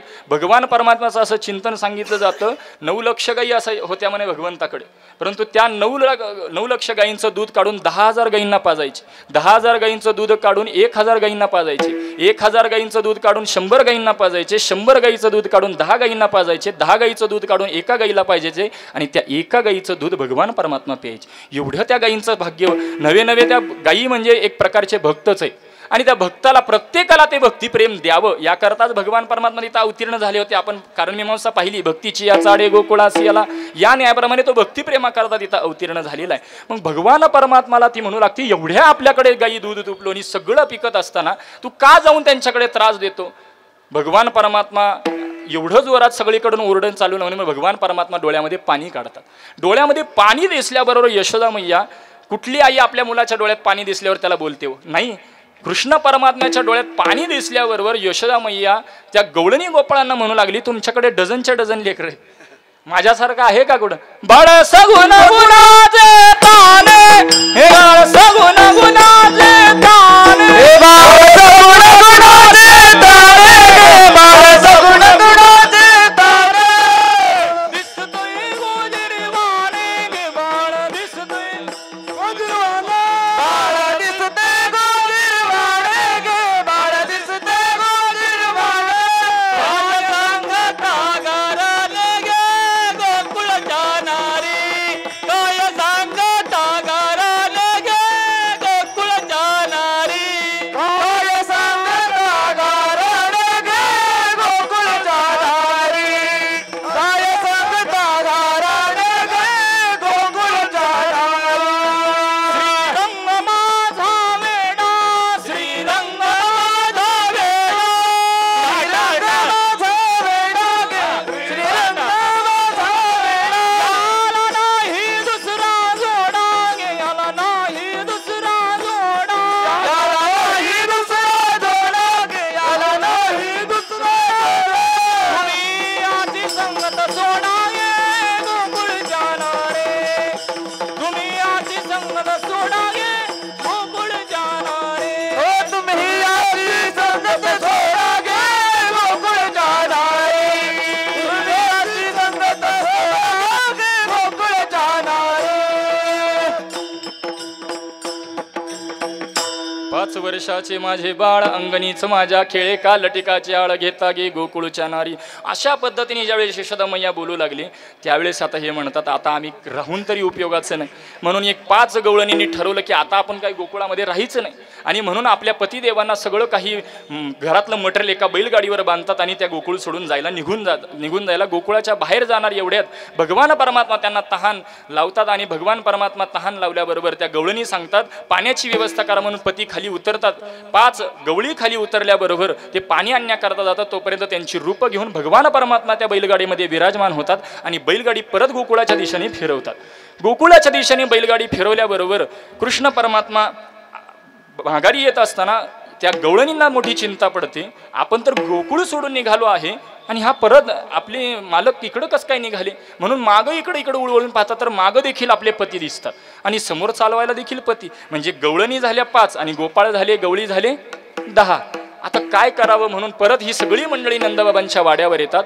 नंदबाबांच्या शेजारीच कृष्ण परमात्मा बसलेले आहेत. बसलेले असलेले कृष्ण परमात्मा नंदबाबांना म्हणू लागतात, बाबा गंमत आली. कृष्ण परमात्माला म्हणू लागतात, अरे काय केलं तू, मी तुमच्या जवळून हल्लोय तरी का. असं पद्धतीने भगवान परमात्मा बोलू लागतात. आल्यानंतर भगवान परमात्माला नंदबाबांना सांगू लागतात अशा पद्धतीने झालेलं आहे. नंदबाबा एक युक्ती लढवतात आणि म्हणू लागतात, जो 100 मीटर अंतरावरती इथून एका ढांगेमध्ये जाईल त्याला ही गवळणी बैलगाडी दिली जाईल. खरे गवळी म्हणले, आमच्याकडनं काही जमणार नाही हो. जी खोटी होती त्यांनी पटकन उडी मारली. नंदबाबा म्हणू लागतात की तुम्ही गोकुळ सोडून जायचा विचार करू नका, कारण अशी फजिती झाल्याशिवाय राहणार नाही. म्हणून जे काही खाली उरलेले त्यांना ती गवळणी ती बैलगाड्या दिल्या जातात. अशा अनेक लीला झाल्या आणि नंदबाबांकडे तक्रारी वाढल्या म्हणून नंदबाबा सांगतात आता तुम्ही शाळेला जायचं. बरं, शाळा म्हणजे त्यावेळेची शाळा म्हणजे कोणती शाळा होती? गाई राखणं म्हणून नंदबाबांना गाई राखण्याकरता पाठवलं आणि गाई राखण्याकरता गेलेल्या भगवान परमात्म्यांनी अनेक खेळ खेळले. हा मामा हुतू तू आटापाट्या सुरपारंबी अशा अनेक खेळ. झेला रे झेला वरचेवरे झेला हातीची गमावितो पाठी काय ठोला. भगवान परमात्मा चेंडू फळीचा खेळ खेळले म्हणजे सध्याच्या भाषेत क्रिकेट भगवान परमात्मा खेळले. अशा भगवंताने अनेक खेळ खेळले. का खेळ कळून घेतले? कसदार अन्न खाल्लेलं होतं ते पचावं म्हणून भगवंतानी खेळ कळून घेतले होते. आणि म्हणून सगळे गोपाळ म्हणू लागले कृष्णा खंदी भार पोटी भूक काय कीर्तनाचे. आता काही कीर्तनाचं सुख झालं नाही, भरपूर ऊन पडलेलं आहे, 12:15 वाजून गेले, महाराज लवकर संपवा अशी बरीच मंडळी म्हणतील. भगवान परमात्माला त्या पद्धतीने गोपाळ म्हणू लागले खांदी भार पोटी भूक काय खेळायाचे सुख. भगवान परमात्मा सांगतात माझी आहे तैसे पाये चोरुनिया माय नवनीत. माझी जशी शिदोरी आहे तशी भगवान परमात्म्यांनी मागितली. तसं पाहायला गेलं काल्याचं लक्षण हेच आहे. भगवान परमात्म्यांनी सगळ्यांच्या शिदोरी एकत्रित केल्या आणि त्याला म्हणतात काला. या काल्याचा अधिकारी सांगत असताना महाराज सांगतात तुका म्हणी वाळवंट बरवे नीट उत्तम. महाराज काल्याचा अधिकारी सांगतात जो बरवा आहे नीट आहे उत्तम आहे. म्हणजे यामध्ये पूर्व पक्ष असा तयार होतो जो बरवा आहे तो नीट नाही का, जो नीट आहे तो उत्तम नाही का. तीन पद तुकोबाराई वापरतात. याचे लक्षण असं ज्याची मलदोषाची निवृत्ती झाली त्याला बरव म्हणा, ज्याची विक्षेप दोषाची निवृत्ती झाली त्याला नीट म्हणा आणि ज्याची आवरण दोषाची निवृत्ती झाली त्याला उत्तम म्हणा. असा जो मलविक्षेप आवरण निवृत्त झालेला आहे असा हा बरवा नीट उत्तम झाला आणि तो काल्याचा अधिकारी आहे. अशा 3 प्रकारचा काला सांगितला जातो. तसं पाहायला गेलं की जीव ब्रह्म ऐक्याचा काला, नामनामीचा काला, दही भाताचा खाला. स्थूल देहाच्या पुष्टीकरता दही भाताचा काला सांगितला गेला. सूक्ष्म देहाच्या शुद्धीकरता नामनामीचा काला आणि कारण देहाच्या निवृत्ती करता हा जीव ब्रह्म ऐक्याचा काला सांगितला. आणि संप्रदायातील काला या तिघांच्याही पलीकडे असणारा हा काला आहे. संप्रदायातली काला जर पाहायचा झाला तर आपल्याकडे 8व्या दिवशी काल्याचं लक्षण का? कारण 7 दिवसात ज्ञानाच्या सप्त भूमिका शुभेच्छा सुविचारणा तनुमानसा सत्वापत्ती असंसत्ती पदार्थ भाविनी आणि तुर्यगा या 7 दिवसात प्राप्त करायच्या. मग 8व्या दिवशी पाला मिळत असतो. काही जण म्हणतील तुर्यनंतर काला असतो का? संप्रदायाचा विचार केला तर तुर्यनंतरच काला आहे. विठ्ठल विठ्ठल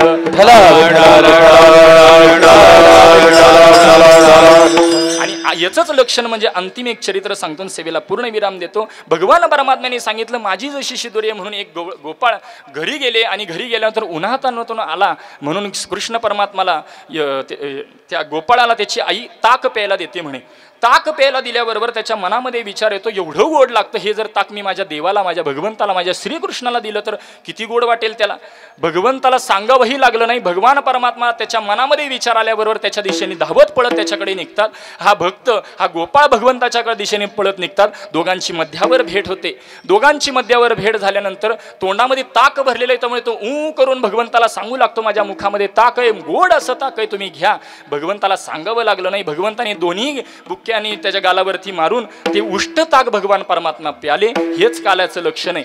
आपण भक्तांनी भगवंताकडे जाणं याला वारी म्हणावं. भगवंतानी भक्ताकडे येऊन भक्ती प्रेम देणं याला काला म्हणावं. आणि तेच काल्याचं लक्षण महाराज इथं माऊली ज्ञानोबाराय मांडतात. त्या काल्याचं लक्षण महाराज इथं मांडत असताना विश्व भुलवी योग माया तो महाराज म्हणतात अशा पद्धतीने तो या भक्ती प्रेमाने सगळ्या विश्वाला भक्तांना तो भुलवतो. आणि हा भुलवलेला तो देखील कधी भुलतो यालाही कळत नाही. महाराज म्हणतात नाचता नाचता डळला पितांबर सावध होई. भगवंतांना सांगतात म्हणजे तो देखील त्याला भुलवणे भक्ताला भुलवण्याच्या माध्यमातून तो भगवान परमात्मा ही किती भुलतो याचं त्याला देखील भान राहत नाही. अशा पद्धतीने हे काल्याचं लक्षण माझ्या अल्पमतीप्रमाणे मला जेवढं काही मानता आलं म्हणण्याचा प्रयत्न केला. झालेली सेवा श्रीगुरूंच्या चरणी माता पित्यांच्या चरणी पूजनीय आजोबांच्या आजीच्या चरणी समर्पित करतो. मी सुरुवातीलाही बोलून गेलो की हा अभंग जो निवडला मी विश्व भुलवी योग माया तो गोकुळी रहिवासी तो गोबाई. हे अभंग आजोबा ज्यावेळेस काल्याचं कीर्तन करायचे त्यावेळेला ज्ञानोबारांचे काही अभंग घेतले जायचे. त्यावेळेतला त्या ठेवणीतला आजोबांच्या ठेवणीतला हा अभंग भाऊनी मला तसं सांगितलं होतं. म्हणून मला जेवढं काही एक 15-20 दिवसामध्ये जेवढं काही चिंतन मला सुचलं करता आलं तेवढं मी प्रयत्न केला. जे काही आहे ते आजोबांचं आहे श्रीगुरूंच्या परंपरेचं आहे. तसं पाहायला गेलं मगाशी एवढे हार माझ्या गळ्यामध्ये पडले माझी तेवढी काही पात्रता नाही. फक्त या घराण्यामध्ये एका जन्मलो परंपरेच्या घराण्यामध्ये मी जन्मलो एवढाच माझा तो अधिकार. आपल्या बळे नाही मी बोलत सखा कृपावंत वाचा त्याची या न्यायाने त्यांनी जशी बुद्धी दिली त्या पद्धतीने बोलण्याचा प्रयत्न केला. आजच्या या सेवेकरता पंढरपुरातील सर्वच आदरणीय वंदनीय पूजनीय महाराज मंडळी आज इथं उपस्थित आहेत. नामदास महाराज असतील, आप्पा असतील, पांडुरंगाचे प्रतिनिधी आम्ही ज्यांना समजतो आप्पा असतील, बडवे माधव महाराज बडवे असतील, ढवळीकर महाराज असतील, राजेवरून आलेले आप्पा असतील, आळंदीवरून आलेले अजय काका रसाळ असतील, त्याचबरोबर विवेकजी दादा राऊत असतील, आदरणीय मनोहर महाराज मुंडे असतील, आदरणीय संतोष महाराज लहाने असतील, सगळीच भोसेकर महाराज असतील, ही सगळीच महनीय मंडळी, त्याचबरोबर आदरणीय परमपूजनीय करगणीकर बापू असतील, या साईडला उभी असणारी सर्वच 8 दिवसात ज्यांनी आदरणीय देवडीकर महाराज असतील, ही सगळीच मंडळी ज्यांना 8 दिवसात राहता आलं, ज्यांनी राहिले, ज्यांनी सेवा केली, सर्वांनाच फडाच्या वतीने धन्यवाद देतो. तसं पाहायला गेलं मला भाऊंसारखं सगळ्यांचं वर्णन करता येत नाही बरं, काही ना काही कमी असतील एका पिढीमध्ये, त्यामुळे त्यांच्यासारखं मला काही बोलता येत नाही. त्यांनी बोलतील, सगळ्यांचे आभार व्यक्त करतील. सगळेच आदरणीय सुमित दादा असतील, महेश दादा असतील, या फडावर श्रद्धा करणारी सोलापूरहून आलेले आदरणीय तानाजी दादा असतील, श्री संत मुक्ताई भजनी मंडळ असेल, गुरुसिद्ध महाराज असतील, समाधान महाराज असतील, ही यांनी अतिशय म्हणजे मला कोणताही भार कोणताही ताण मला न येऊ देता या मंडळींनी सगळ्यांनी यथोचित अशी सेवा केली. श्री समर्थ वारकरी शिक्षण संस्था असेल, पिंटू महाराज असतील, भाऊ महाराज असतील, आदरणीय इंगळे महाराज असतील, कवठळीकर, त्याचबरोबर श्रीगुरूंच्या मुखातून देखील श्रीमद भागवत कथा तुम्ही सर्वांनी श्रवण केली, त्याबद्दल श्रीगुरूंच्या चरणीही अनंत कोटी प्रणाम करतो. एखाद्याचं नाव राहिलं असेल तर माझ्या बुद्धीचा दोष समजावा. आदरणीय आज कीर्तनाकरता मी सुरुवातीलाही बोलून गेलो. आदरणीय काल ज्यांची सेवा आपण सर्वांनी श्रवण केली, श्रद्धेय जयश्री महाराज भाग्यवंत बंधू व स्नेह करणारे, खरं पाहायला गेलं तर कीर्तनकार थांबत नाही, मी सुरुवातीलाही बोललो, परंतु माझ्यावरचं त्यांचं प्रेम आणि म्हणून ते आज काल्याच्या कीर्तनाकरता इथं उपस्थित आहेत. संपूर्ण भाग्यवंत परिवार, आई असतील, बाबा असतील, प्रितेश महाराज असतील, सर्वांना यथोचित असे धन्यवाद देतो. श्री गुरु बापूंच्या चरणी अनंत कोटी प्रणाम करतो. सर्वांच्या चरणी विनम्र भावाने वंदन करतो. एखादा जर अपशब्द गेला असेल तर माझ्या बुद्धीचा दोष समजा. पायाच्या प्रसादे काही बोलिलो विनोदे, मज क्षमा करणे संते, नो हे अंगभूत युक्ती, नो हे हा उपदेश तुमचे बडी बडिलो शेष, तुमच्या कृपेचे पोषणे जन्मोजन्मी तुक म्हणी. ज्ञानोबा माऊली तुकार, ज्ञानोबा माऊली तुकार, ज्ञानोबा माऊली तुकार, ज्ञानोबा माऊली तुकार, जय ज्ञानोबा ज्ञानोबा ज्ञानोबा ज्ञानोबा माऊली तुकाराम. सोहळा आनंदाचा गजर विठुरायाचा अखंड हरिनाम सप्ताह पूजनीय बाबा महाराज सातारकर मठ गोविंदपुरा श्री क्षेत्र पंढरपूर विनीत श्री गुरु आंबेकर उर्फ अजरेकर फड श्री क्षेत्र पंढरपूर. प्रक्षेपण आपल्या आवडत्या गजर कीर्तनाचा या YouTube चॅनलवर.